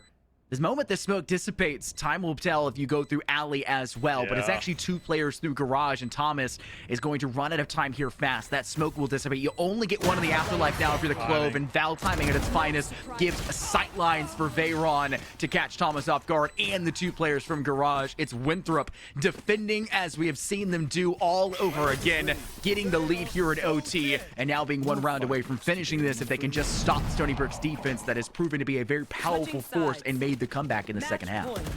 I mean, we've seen it when it comes around to what Winthrop can do. I mean, they've won both round threes of each half. So seeing how things are going when it comes around to adaptability, finding a game plan, throwing something at the wall and hoping it sticks. Once you had that full buy inside of your arsenal, they're the ones who I think have obviously had the leg up inside of this. Sure, it's back and forth so far, but now with Winthrop leading on both of those defensive ones, they are the ones who did exactly that on the defense. When you say, hey, everybody should have a bit of a full buy, it's completely just random of what we're really going to be kind of allocating across the map, because round 1 and 2 should be just a little bit of a warm-up, but they still have an influence on the game. But you're the one who have to put in that extra work to make sure that third one doesn't matter, because 3-0s are usually not death sentences, but they're very, very drab to look at. So seeing how things are going here to get number 28 underway, it's a matter of, once again, Veyron pushing up, having the operator, hoping somebody overextends, gives you something to work with. And well, at the moment, obviously, knowing that this guy is about to go in every single round, when these players find a corner to tuck themselves into on Stony Brook's side, they're not really going to leave those without having a smoke and play first. Veyron wait for that to dissipate, goes in for a peek. One player sitting in Cubby on that A ramp. This has been a very effective player in their arsenal. Fair gets spotted and gets the intel, goes for the hinder, gets a ton off, but somehow Majestic is still alive. I don't know how this player is here and standing. Shorty out, doesn't matter. Not nearly enough damage from this player, especially with the regrowth being online. Fair has to lose that 1v1 for Stony Brook to stand a chance, but Thomas now has to claim, re-ground themselves within tower and shut down that player that moved in through ropes, but unfortunately was failing to do so. Janitor is still there, unknown where they will continue to lie, whether they'll back or continue to stand there, and that makes tower a question mark for Stony Brook's defense. Not really there for claimability. One player working in. Big Tonka T needs to execute here onto Veyron, and does. That gives sightlines now through security for these two players to work through. The Astral will go ahead and come down and go for a Cosmic Whirlpool to kind of stun and concuss anyone within security. Echo, here's the Shrouded Step, needs to extend. No cover from either side. Big Tonka T. Oh my goodness. Utility. Thomas down as well, and Winthrop have secured it. 15 round wins, enough rounds of overtime, and Winthrop will take Stony Brook's map pick and shut down the team that we were saying the difference between surprise and standard. The standard is not enough for map 1. Yeah, it's just one of those maps where things just kind of go out of your way for a couple of those rounds. And even then still, I mean, a lot of small mistakes where you're going to see Stony Brook going back and saying that should have been done, that should have been done. Even then, I'm going to be looking at round number, I believe it was 22, where we saw Gunny pop that not dead yet when it felt like they already had the man advantage, when that could have been exercised in the next round to continue that next scuffle you got into to really draw things out, find that stat line you want, find more guys to get down, and provide that reinforcement, that, extra element, that distraction in play. It's just, obviously that's a big note for me, but these guys are going to see a lot more because they were in the moment. They were the ones inside that server, but still great attempt nonetheless. Just Winthrop and those ecos. I mean, they only had like 2 of them, but that was enough to obviously turn the tide to even get themselves to do an OT in the first place, where it felt like Stony Brook obviously feel like that map should have been theirs if they just really played the game like it should have been. And keep in mind as well, the Resurrect is really used as an eco saver, and that for the later Resurrects throughout those rounds, they were never really used as a way to save a round and get that extra round win, which for Stony Brook, when we talk about that 1v1 between Echo and Thomas, right? Thomas could have gone for the Resurrect, then pushed into Echo, dealt with him in tower with 2 players. The Shorty, it took the second shot to kill, which means there was no more left in there, which would have been a free kill for that second player. They opted not to do it. Instead, they used it the next round. They brought back up their teammate, a Big Tonka T, and guess what happened? Sorry, no, Gunny. And guess what happened? The moment they solidified out of that Resurrect, they're instantly decimated by Veyron again. The same thing we saw happen at the beginning of that first half, bound in round 4 or 5, when that first Resurrect came out from Thomas. That was a consistent thing out of this team. That ultimate just was not used to its fullest potential. And when you're talking about rocking 2 Sentinels, one of those being the Sage, yes, most of the utility talk is going to be around that Ice Ball and the way that it forces players to move certain ways, the way that it gives information. That was not the case. Your ultimate was so important for your team, and unfortunately every single one of those was either a waste or it was used once towards the end of that half on the very end as a way to save a little bit of extra credits to play for the next, which you would not have had to worry about. One round would have been the difference maker. You win that one with the 1v1 against Echo and Thomas, you would have won that map, and it never would have gone to overtime on that return. Instead, you're forced into overtime, you lose out on your map pick, and now Winthrop have the lead going through the series. Yeah, and heading into their map selection as well. So obviously a lot of things kind of up in the air in terms of what Stony Brook can accomplish, knowing that they have the frag ability for at least some isolated players to really kind of go on these strings. We saw it there. Winthrop were definitely a lot better, just kind of keeping the kills tight, keeping them together, and having those lineups, and especially with the introduction of Veyron. I mean, dude was doing absolutely everything he could to hold down a singular side by himself. He did phenomenal in that respect. But obviously attack is a much different story, with the teams on the attacking side for Crow being a little bit too much to handle, and we could see one side affair once more, but we don't really know. We'll see on the other side of this break with Crow. I'm ready to come back at you. Stony Brook University is a place for daring.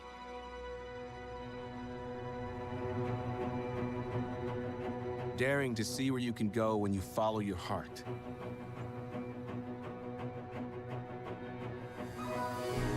Even when it leads outside your comfort zone.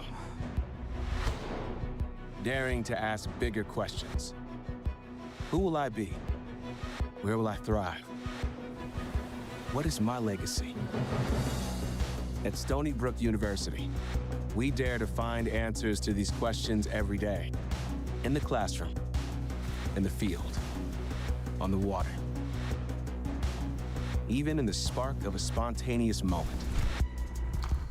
Daring to define your own path is not always easy, but it is always worth it. At Stony Brook, New York's flagship university, we are united by one simple truth: to be something more in this world.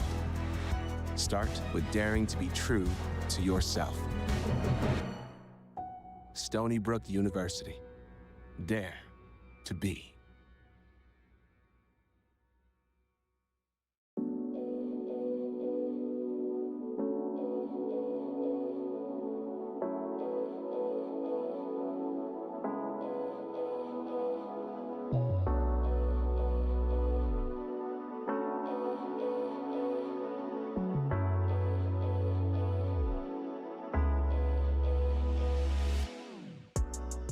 Welcome to the Winthrop University Esports Facility. This 6,500 square foot facility, located in the historic Lowenstein building, serves as a public space for gaming in the Rock Hill and Winthrop University communities, and is home to some of the best collegiate esports players in North America. As a varsity Winthrop University esports player, you will have access to private practice rooms to work on your craft alongside your teammates. Here at Winthrop, we strive to provide our players with the highest quality equipment currently available. Along with the varsity team rooms, players have access to a dedicated content creation space and a private lounge that can be used for VOD review, a quiet lunch, or just somewhere to catch up on schoolwork. The facility has 2 public bathrooms, a water fountain, and common spaces for lounging and watch parties. Welcome to a new generation of gaming in Rock Hill. Welcome to the Winthrop University Esports Facility.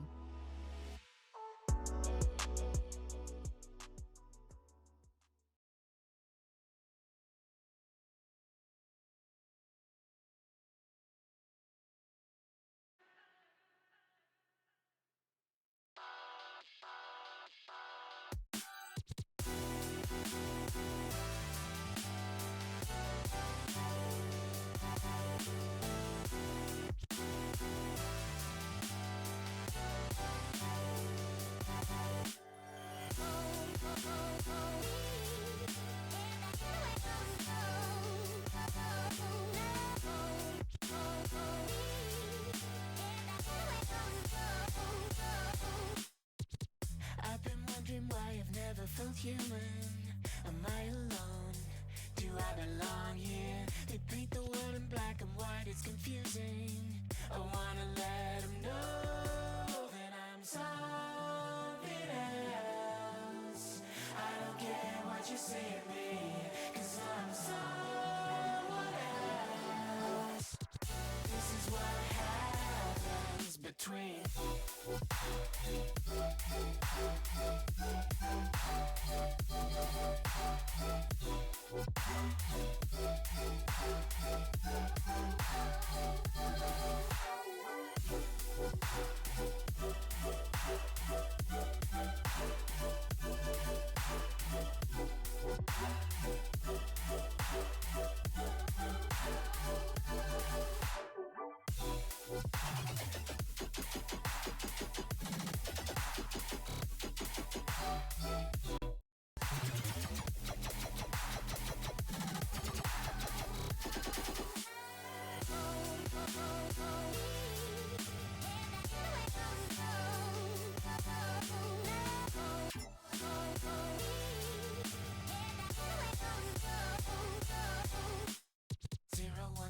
your type. Don't think, just fall in line. What's the point of living life if it ain't even mine? All the best things I know sit in the void. It makes me wanna scream that I'm something else. I don't care who I'm meant to be, 'cause I'm someone else. This is what happens between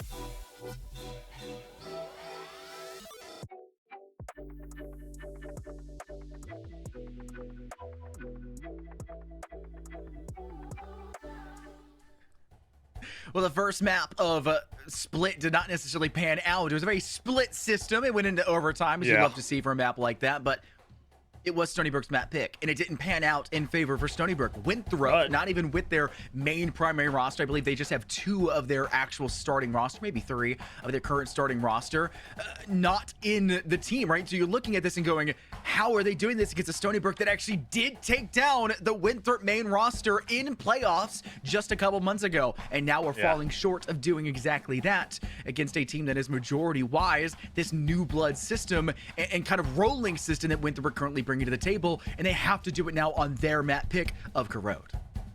Yeah, a map where things don't really fare too well for one side or the other. I mean, one of those maps that doesn't go down to nearly as much of an even affair like we saw in the likes of Split.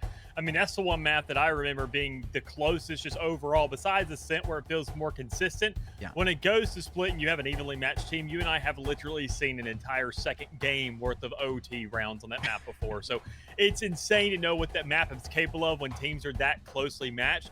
But this is that map where it feels like a big gamble, where it's either you're going to either completely demolish or get demolished. And well, with Winthrop on the defensive side, it smells some pretty good tails here for old Stony Brook, but they went ahead and subbed out Abel as well for Gia in this. So that guy who is going off in map number 1, who is usually just an insane dude to have on the board, not in play here. So we're going to see what Gia can do to kind of maybe hold up the torch.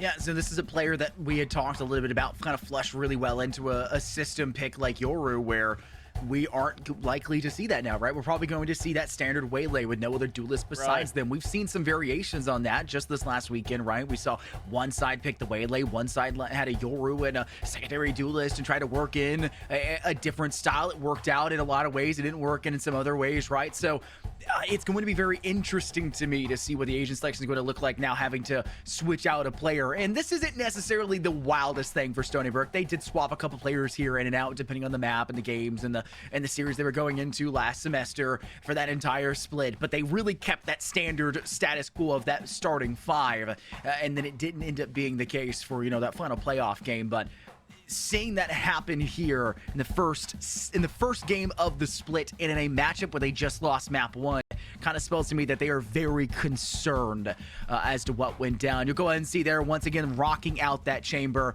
Still, they're going to bring out a controller choice out of the Omen. They will have a Yoru in play alongside that Waylay for that double duelist selection. Yeah. And then you see turning the other way for Stony Brook. They have opted to go for a double duelist in the same way that we've seen Winthrop do. They are going to play that Waylay alongside that Yoru, and it will not be Able picking up that secondary choice. Instead, it'll be Majestic doing so, who started to look real good with that at the end of last split, and Gio will be picking up that pacing over on that Initiator for the Fade. Yeah, I mean, rightfully so, going ahead and playing into the side that you kick off on. I mean, both these teams are going to see them pandering towards the attack side. Winthrop obviously doing it on split, even when they started on defense, with Stony Brook kind of swapping things up, not doing that double sentinel like we noticed during that last match, instead opting knowing that, hey, we start on the attacking side, we got to start strong, because that last map going as even as it did lets the team know that they are evenly matched towards the likes of Winthrop. So if they go ahead and really play into the composition to just drive in that first half, they should be in a good spot, especially see what we've seen historically in Corrode, knowing these attacking side teams usually have the favor by the end of it. Then, I mean, go ahead and maybe possibly double it. Just find some more efficiency there. Quick moving away.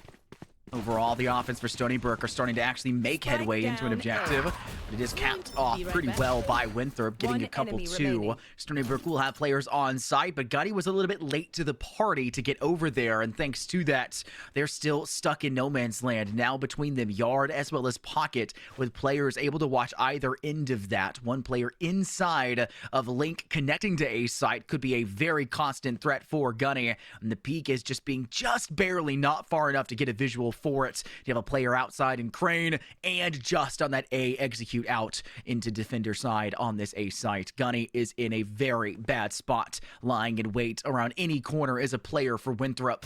And he will have to move in to go for that plant, but unfortunately, the Headhunter comes out for Veyron, and it will be a round win for Winthrop again, where they actually get a pistol, unlike what they were capable of doing the entirety of that first map, where Stony Brook actually took every single pistol round. Yeah, I mean, this is, keep in mind, like I said earlier, I mean, the half where Stony Brook are hopefully, even then, if it's free utility, no matter what's kind of given to them, they're hoping to find everything available to really just drive in this first half. And obviously, a first round is in order, but the second one after, looking at the buy, Stony Brook isn't matching it like what we saw in Winthrop during that second half of the first map. They're looking to just kind of go ahead, roll over, see what they can manage with the classics, and beyond that, not really stress too much of it. It's effectively kind of wanting and being okay with giving Winthrop this 2-0 start in what is effectively a sixth of the entirety of what you should be just steamrolled. You hear the gate crash. You're not really sure if it was a fake or if they actually went and extended into it. We'll turn just in case, no matter what. SGG gets the first frag here against Stony Brook, and losing out on that Waylay now means you don't really have any way to close through that gap. And keep in mind, the Waylay here, we talked a lot about it, in that first map. The difference between a duelist that's there to separate sightlines and a duelist that's there to remove utility. There's not a whole lot of utility that has to be kind of burnt here for Winthrop. It's just really that trademark, and most of the time you can already see it and just shoot it out. It's not a big concern. But for Winthrop, they want to go guns up, so you need more of a distraction, and you also need to stop Stony Brook at the gate, and that's exactly what they've done. STG caught off guard by how deep Big Tonka T is. Fair will get that refrag instantly back, and it's just Majestic now with the Bandit in hand, trying to work their way into sight, but Spike, well, kind of wielded by the wrong person, very deep in yard now behind boxes, and Winthrop are aware of that fact. We'll just cascade around it and wait for the players to have to peek and extend to them, and Veyron will be that final finishing blow with that Marshall to secure Sniper. What else in this player's hands? Winthrop now at 2-0.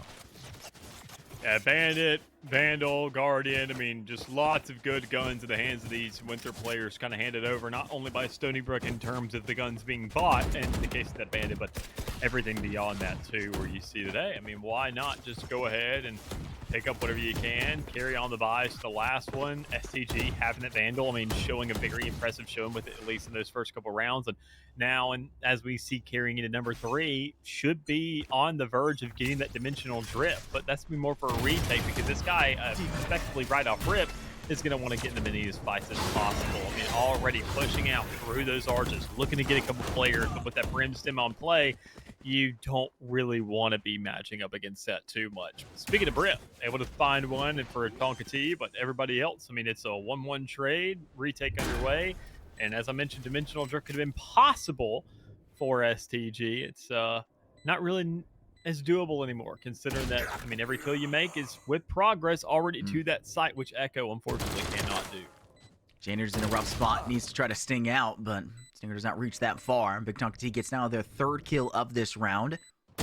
From up above is STG. 4th now for Big Tonka T. Is it an ace? It is! In the 3rd round of this half. 3 rounds into the 2nd map. Big Tonka Tony says, it's my time to shine. And we'll drop down every single player on the side of Winthrop to secure their place in, well, Division 1 history. We like to talk a lot about the aces and the individual players. You already have the ultimate online, and making the choice for that Brim instead of really any other controller, I feel like a lot of that is going to come as a choice for the ultimate and the kit around it, right? You want the mollies, you want the post-plant assurances, you want them to be able to position well. Whether or not you're having to use your duelists as ways to clear utility, you want to have plenty of utility in those post-plants to still find yourself valuable, and that's also why we saw them play so many Sentinels on map 1. Just obviously good start here once more for the likes of Winthrop holding things down. Odin in play now. What we could say, obviously, like what Maryville was doing, taking a note out of that book, having a player who's effective with that gun. I mean, I've been checking the patch notes. I didn't really see any buffs that came into play, but obviously, I mean, just more players present that want to utilize that weapon and what that spray can really accomplish. So, manages to find a couple. Veyron cleans up the 4th, and well, it is nothing but Tonka T remaining. And the player who, you know, was thankful to have that ace in the round prior, to have an orbital strike on hand for this round and anyone going forward, but your team didn't really get into a position where you can actually utilize that for a post-plant scenario. Well, you're stuck here, bottom mid, forced to wait. STG flanking in behind you. Do they get a visual? It'll be really tight. No, they'll get it easily. Because Big Tonka T does not extend past that. So they're still feeling very unsafe in the approach there through mid.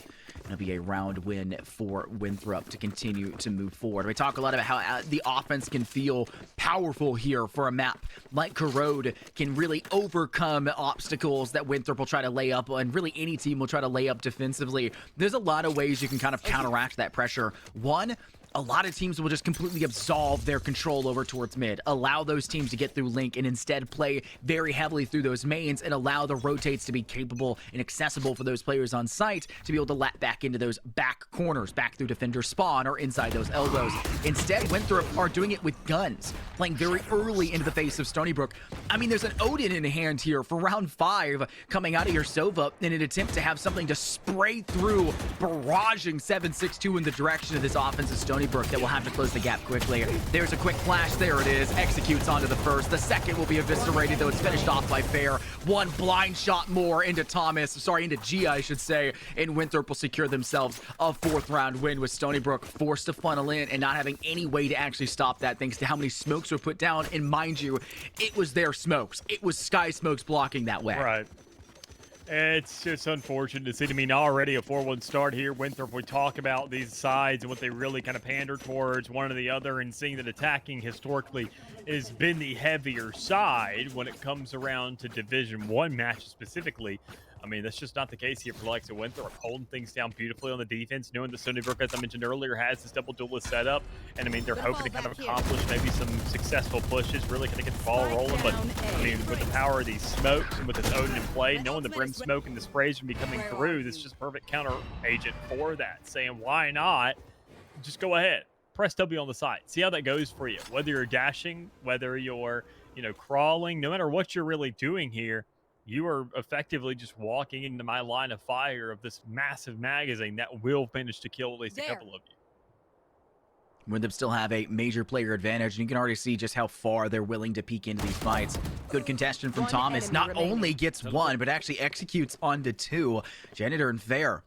That is not a fight you'd expect really either of those two players, Dallas, to lose, considering where we saw Thomas sitting in the end of that first map. But they came alive in this one, but unfortunately, no matter how much you live, sometimes you're still forced to meet your maker, and that will come through with Winthrop and another round win, and Stony Brook will wisen up to at least something. They'll need to make a conversation piece out of the way these rounds have kind of panned out. 5 ultimates on the board for Winthrop. They've not been pressured to use it. Stony Brook have only 2 on their docket, one of those being the Orbital Strike, the other one being that Nightfall. That is utility that is good. 1 for a post plant, 1 actually in use. The Tour de Force has also already been popped by Thomas, so they want to come through with this weapon.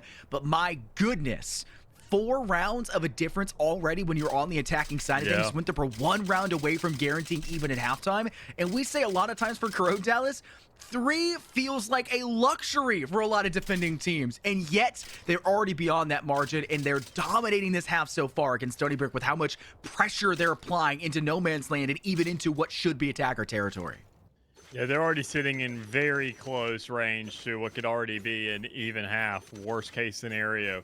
And beyond that, I mean, they've done it near without any problems or hiccups in the process. I mean, sure, you've lost guns, you've lost players, you've had deaths, that's inevitable, but not ever being pushed to the brim to the point where you're saying, oh, I got to pop an ultimate for this retake, or I got to, pop an ultimate, or a crazy amount of utility, just overwhelm these guys to take some space back.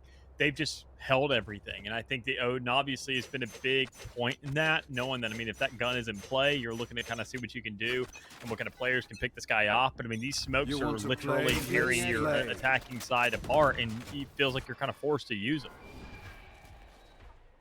Smoke will go down. Thomas has a good visual, but again, this hasn't really been the side we've seen Winthrop applying pressure in these early fights, right? They'll peek initially, they'll immediately step backwards, and then they won't peek B main ever again. They sit back, they wait, they force Stony Brook to come to them. Their pressure has come down through A main instead. There are not many players for Stony Brook have really applied themselves in a way that they're trying to get kills. There's a great shot from Majestic, though. Fair gets both players hindered inside A link for that execute. Thomas gets dealt with, but after they had just taken down the Yoru of STG, in even 3 versus 3, Echo Shrouded step up onto the corner boxed by Tree in B main, and Janitor still holding top mid. Has to make a choice in terms of target acquisition, and gambles 50-50. Tries to lay damage evenly between the both of them, and they pay the price. Paranoia alongside that Nightfall. Great counters to each other. The short sight does not connect from Gia onto Echo, but it doesn't matter. The 7.62 from the Vandal does, and it'll be a spike plant for Stony Brook, one of the first we've seen from them with true impact in a 2v1 scenario. Yeah, well, here it is.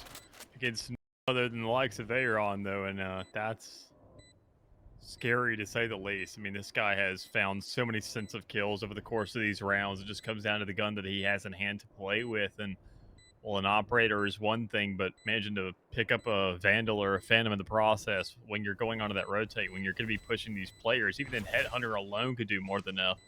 But seeing how things are going, plenty of utility available in the hands of these 2 remaining Stony Brook players with that connect checked. You know they're not going to be on that site, but with the timer ticking off, well, seems like Vagron's going to be giving this thing up and looking towards the next with the rest of his team. Call was made. Had an operator in hand. There really isn't much they have to do or can do. They'll step into the territory of their rendezvous and take it to get closer into the A side. Winthrop will still hold on to all 5 of their ultimates, and the operator, as expensive as it is, and Stony Brook will come through with Well, the cost of one, right? The tour de force that came out from Thomas, and we will say that that was a big difference maker in terms of gaining control over the B site, knocking one more, peg of the pieces that are required to lock and hold on to that B site for Winthrop. And it came down to that battle between congestion early from Gia, the attempt of the Nightfall against Echo that came out with a even split until we kind of go up and over the top. And speaking of, Fair goes up and over and attempts to create some spacing for STG, does exactly that. STG gets 2. Veyron has the crossfire for the approach down through mid and secures a kill, and now puts Stony Brook left with just 2 remnants, because that's truly all that it is, and they have to go crazy. Majestic strikes true for Janitor and Fair. They've now turned this round from a demonstrably terrible starting step to an even footing. 2 versus 2 with Spike prowling its way towards this A site. Operator is watching this archway, but you still have to get SGG to flank over here quickly, because if they take this timing poorly, this will be a 2v1 on site with SGG forced to retake. I'll handle this.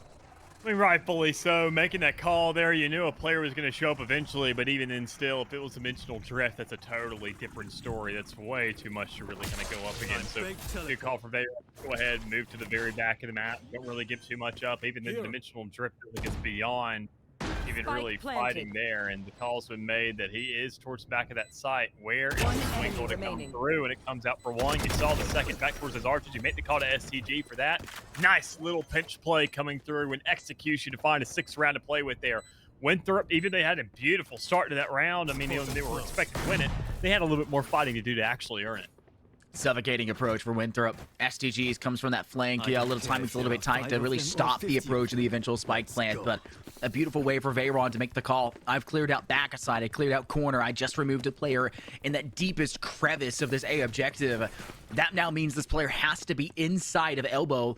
Clear pocket, get into there fast and execute. And SGG is a system player for a system that, I'm going to be frank with you, for Winthrop, feels like any player can successfully kind of funnel into this one. It doesn't have to be this NRG full team scouted like we've joked about with the way that this program is so successful and so broadly recognized. They can do that with system pieces that can just be scouted and scholarshiped and worked with and kind of molded as players and individuals. Gunny will try to go up over the top as a distraction. It's Fair, though, in STG.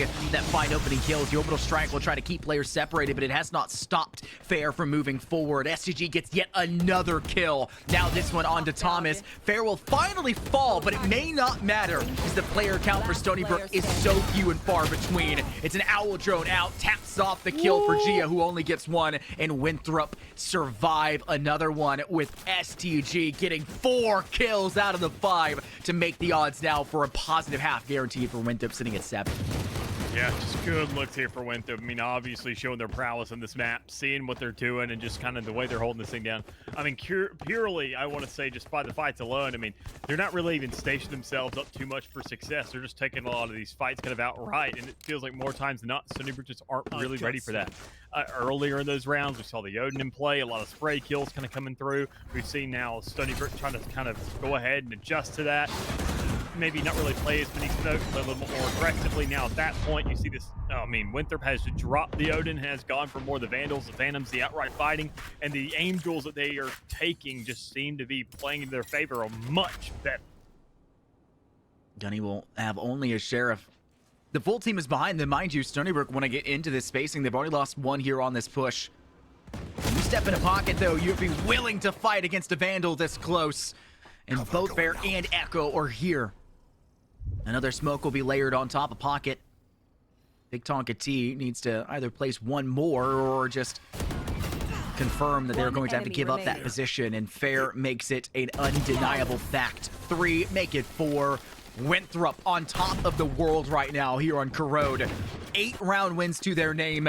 They have just 2 to Stony Brook, and there's still 2 more rounds left to go with. This could be 10-2 by the end of it, and all those ultimates that we see Stony Brook was holding on to, trying to play with, having all 5 at one point in time, right? Having multiple rounds in a row of all 5 at one point in time. Saving those, using those, and everything in between did not pan out in the way they needed it to, which was to get a couple rounds and play for that second half. Yeah, I mean, these couple rounds they can still manage to get, but I mean, they have already gotten a couple, just the worst case of interpretation of that word. as sitting on only 2, clearly not all that great. I mean, that's essentially pistol round and 1 afterwards if they ended up actually even winning that, but they didn't. So seeing Winthrop here, I mean, obviously feeling a little more pressured as when we found that first time out in play when they were sitting at 5 rounds, they had all their ultimates at their disposal. So they have been using a couple of those. They have felt Stony Brook attemptfully kind of meeting them and making them force their hand a little bit, but even then, they have just so much to answer with that Stony Brook, even when they do feel like they kind of have like a trump card or ace up the sleeve, it's just not really enough. But a good first blood comes through, a nice little follow-up as well, until eventually Fair gets his fair share of that fight. And, well, not only finds 2, but 3, maybe managing a 4th, but Gunny shuts him down. This player's just hiding behind box. They're just hiding behind bricks. This is like Stony Brook attempting to clear into space and do a great job of working alongside the Yoru clone to get the flash out into Link. That gives you the chance for 2 kills. You gain it. It's player advantage. Go for Stony Brook. But after that, they falter. And even though Gunny hits a gnarly connection to Janitor there, they're not expecting the second player inside Link. So essentially, in that round, Winthrop had 4 different players inside Link, 3 of which were felled there, but it doesn't matter. Thanks to 1 man of Fair and the side of Stony Brook not correctly checking either that box they were hiding behind or failing to shut down this waylay after they go for the double dash up and above and the hinder. This is such a core piece, it feels like, for this team. And I cannot imagine seeing players shift away from roles or what's going to happen when, move stats back onto this team. You get Infiltrator and Governor back in, right? And the players start to funnel back in from their, time and tenures currently in VCT. This Winthrop roster is going to be that much more threatening, and it's coming off the back of Janitor for this round. 4 kills already. Syndicate Virgin pass. They wanted the ace for Janitor, but they just don't get it. Big Tonka T's alone, and Fair puts the knife in the back of Tony to try to secure not just the round win, but double digits for Winthrop in a first half that is everything you could have ever wanted, bar the 2 rounds Stony Brook scraped by. Yeah, I mean, just back and forth, we see this weapon coming into play. The Odin being such a pain point for the likes of Stony Brook when it's brought into the rounds, but it's not going to be much of a concern here, considering that the next 2 not only could just be the pistol, the one following, but that could also just be the end in its own right if Winthrop manages to kind of flip the script and win out both the pistol rounds on this map, like we saw Stony Brook during the last. So just a lot of issues here plaguing Stony Brook and what they were managing to try to do on that offense, but it never really came into full fruition. And, well, I mean, they could have themselves a nice little sub here for D because Thomas has effectively been warming up and the rest of the team has been there to kind of match it to a degree. But, I mean, you got to see it on all forces, and I don't really know if that's all present right now at the moment. But Stony Brook find the first.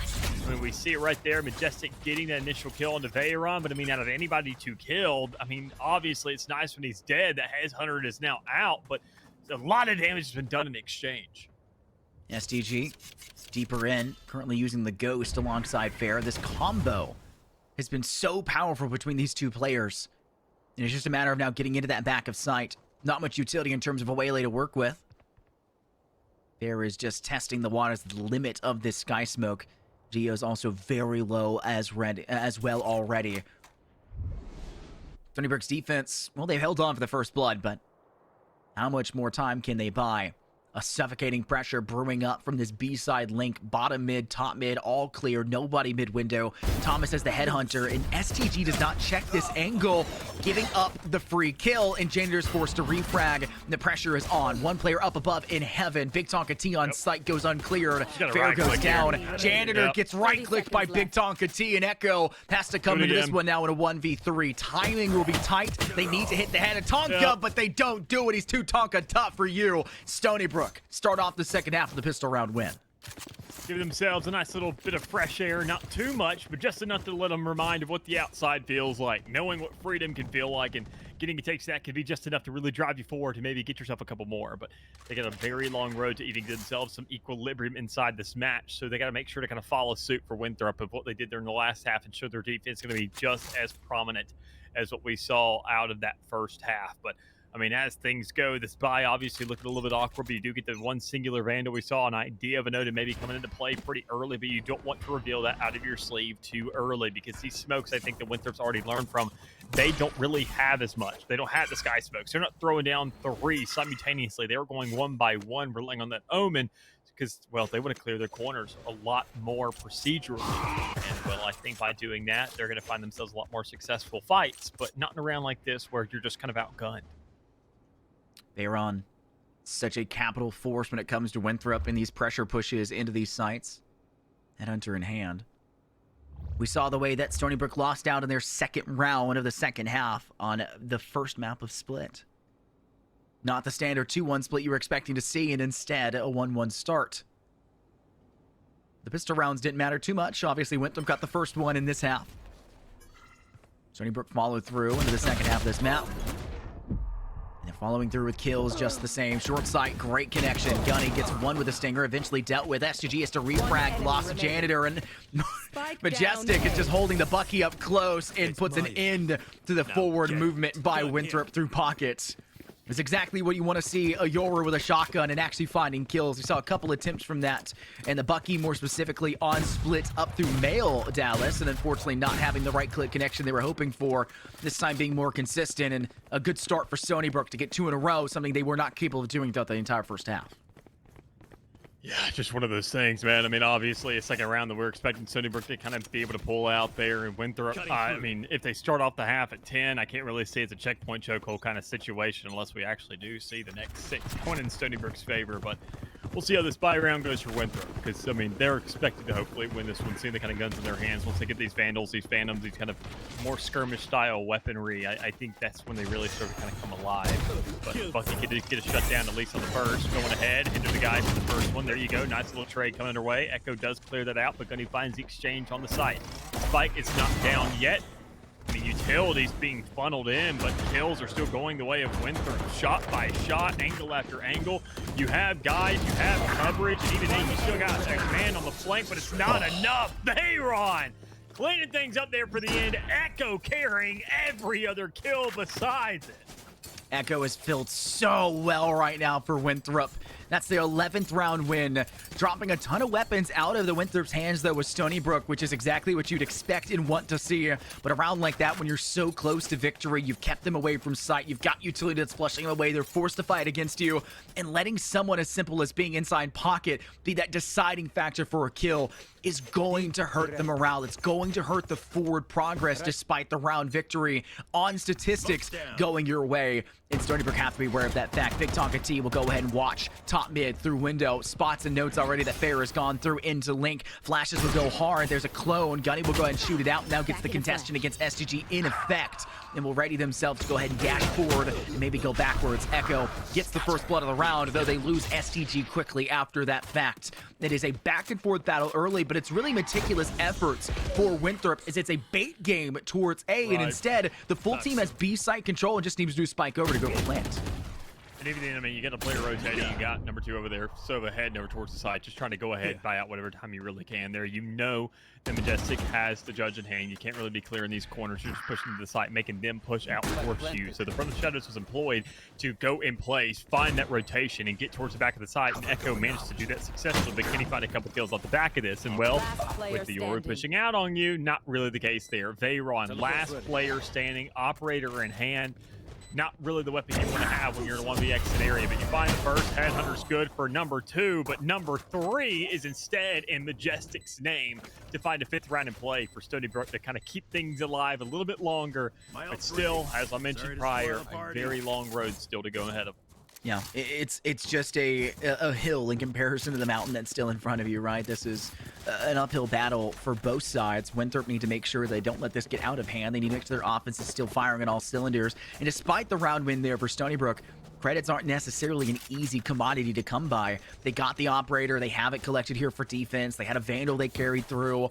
The rest of the players will be a little bit scrapped on cash. They'll go ahead and say, hey, what can we make big purchases of? Gia will go ahead and opt for a Guardian. You go in pretty big with a Judge, and then you have that Vandal. So there is value there for Stony Brook, but Winthrop are a type of team, if they flush you with numbers, if they make great connections, if they get utility to find information, which they're hunting for here with that recon bolt here through top mid, they may just be able to shut you down. The Judge comes through successfully. successful and the TP out for Majestic. So Winthrop's first attempt at execution here through Link falls short. They still have the speed and drive to get onto this A site from multiple angles up in this tertiary push. They want to get this spike down, but they've been stalled out. Great use of the orbital strike. They've lost pocket and elbow control thanks to Gunny's loss of life there with that headhunter. And the Stinger gets a great connection once the little bit of information is gained. They have to flush away from this A site, but the value that Winthrop gains from this is insurmountable.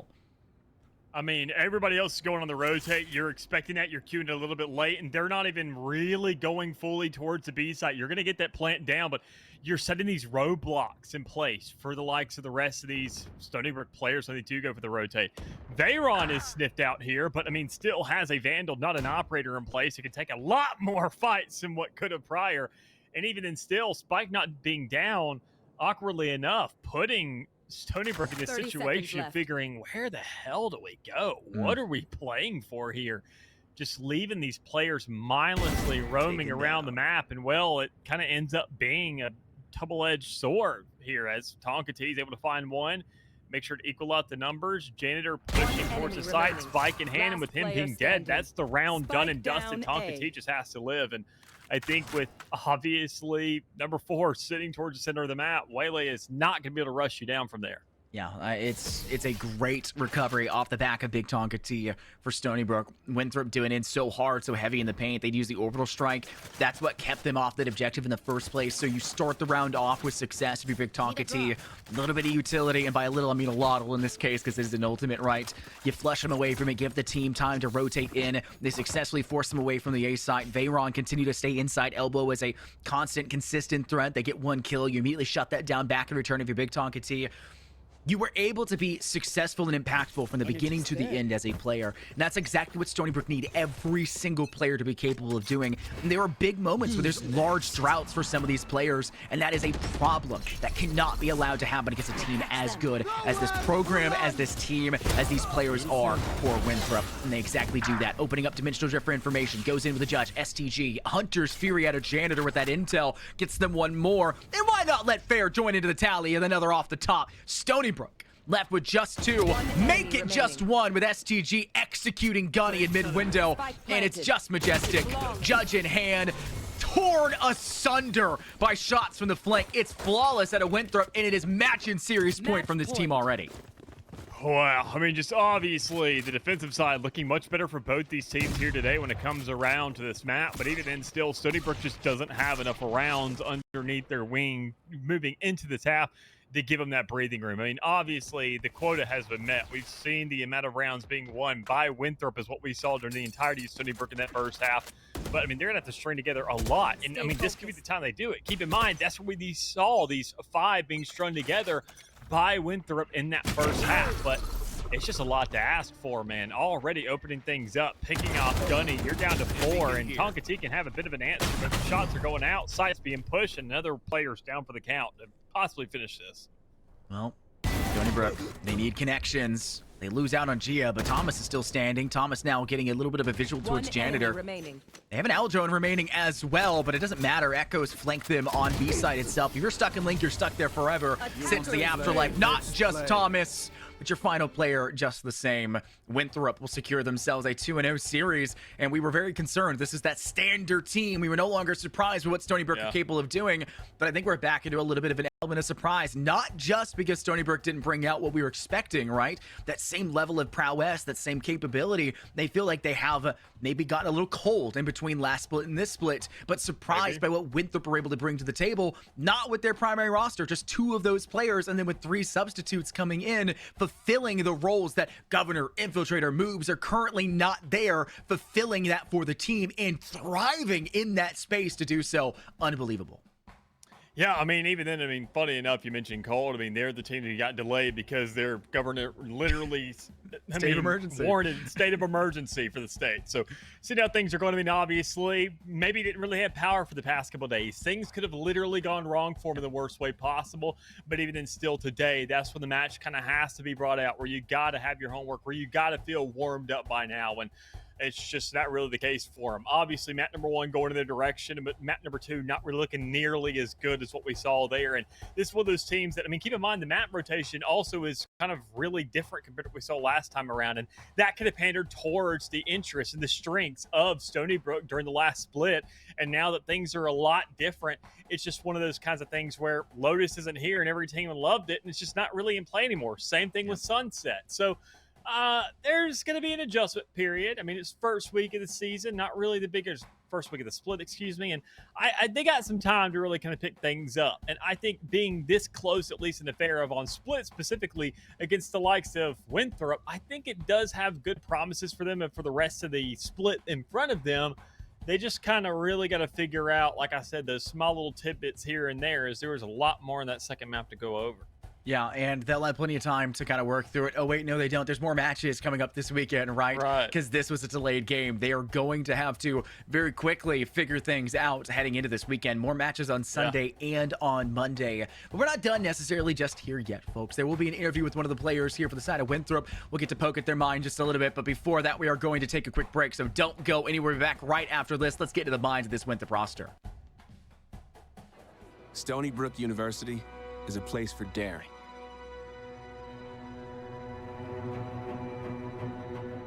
Daring to see where you can go when you follow your heart.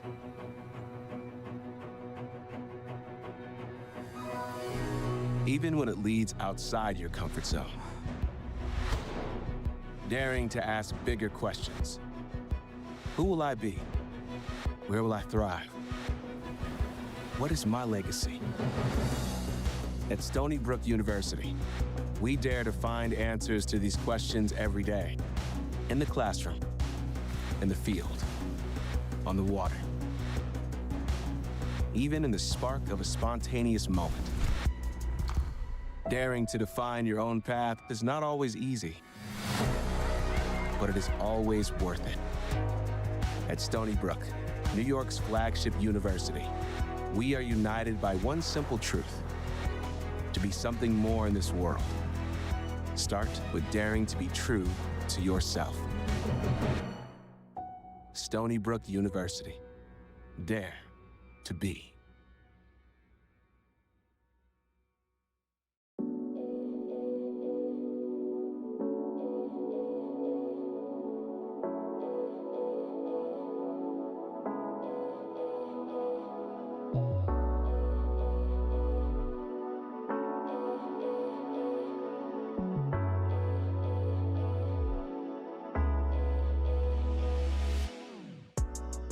Welcome to the Winthrop University Esports Facility. This 6,500 square foot facility, located in the historic Lowenstein building, serves as a public space for gaming in the Rock Hill and Winthrop University communities, and is home to some of the best collegiate esports players in North America. As a varsity Winthrop University esports player, you will have access to private practice rooms to work on your craft alongside your teammates. Here at Winthrop, we strive to provide our players with the highest quality equipment currently available. Along with the varsity team rooms, players have access to a dedicated content creation space and a private lounge that can be used for VOD review, a quiet lunch, or just somewhere to catch up on schoolwork. The facility has 2 public bathrooms, a water fountain, and common spaces for lounging and watch parties. Welcome to a new generation of gaming in Rock Hill. Welcome to the Winthrop University Esports Facility.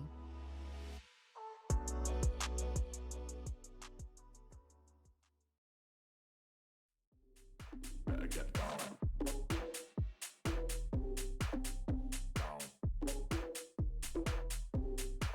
Get down. I wanna see you get to the ground. You're being held up by the UK sound. Firing shots like caliber round. Like caliber round. Then you better get down.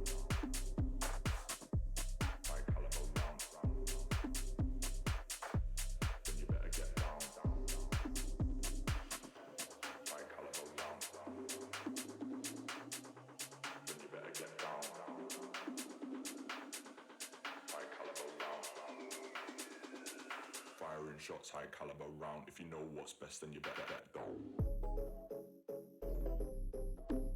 Down. Get down. Down. Better get down.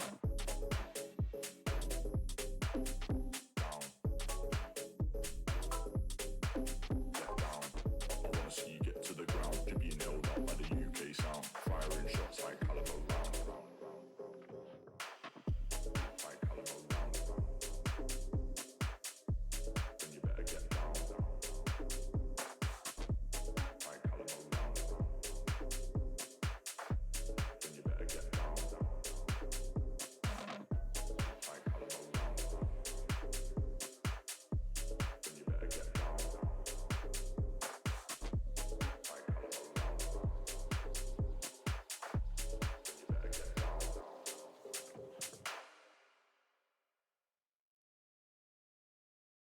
People don't let it talk, only the text. Every time they give up on each other, go next. People don't let it talk, only the text. Many times they give up on each other, go next. Fear being cast out, not that complex. Welcome back, everybody. We have ourselves an interview here with STG from the side of Winthrop. This is a player that's stepping onto the roster and kind of being a highlight reel for this team. How you doing after a victory like that, STG? Doing good. Fun game. How's the team feeling overall as well? I know y'all have to make some concessions with players on your substitute team into the primary. Yeah. How is the team faring overall right now? I think good. I mean, definitely some time to adjust, but those games were fun and exciting, so it was good. I mean, fair enough. I think obviously I want to talk more so about your implementation into the group, because knowing that you seem like the full-time, at least in this series, Yoru guy, have you been encouraged a little bit more so to kind of be with the whole kind of team ideology, or has it been more so kind of like you being the Yoru, you get to kind of go ahead, just do whatever you want to do, say, hey man, just plug yourself in, do what feels right, and just play the game and just hit as many shots as you can, because you did that, a lot of that today. Yeah, I mean, I'd say for the most part, definitely that split game near the end, I was like, we should just do this or do this, and things worked out. Especially that one round, I like jumped through mid on our eco with the Bucky and I killed 2. That was like just an instinct type play, you know? So, yeah.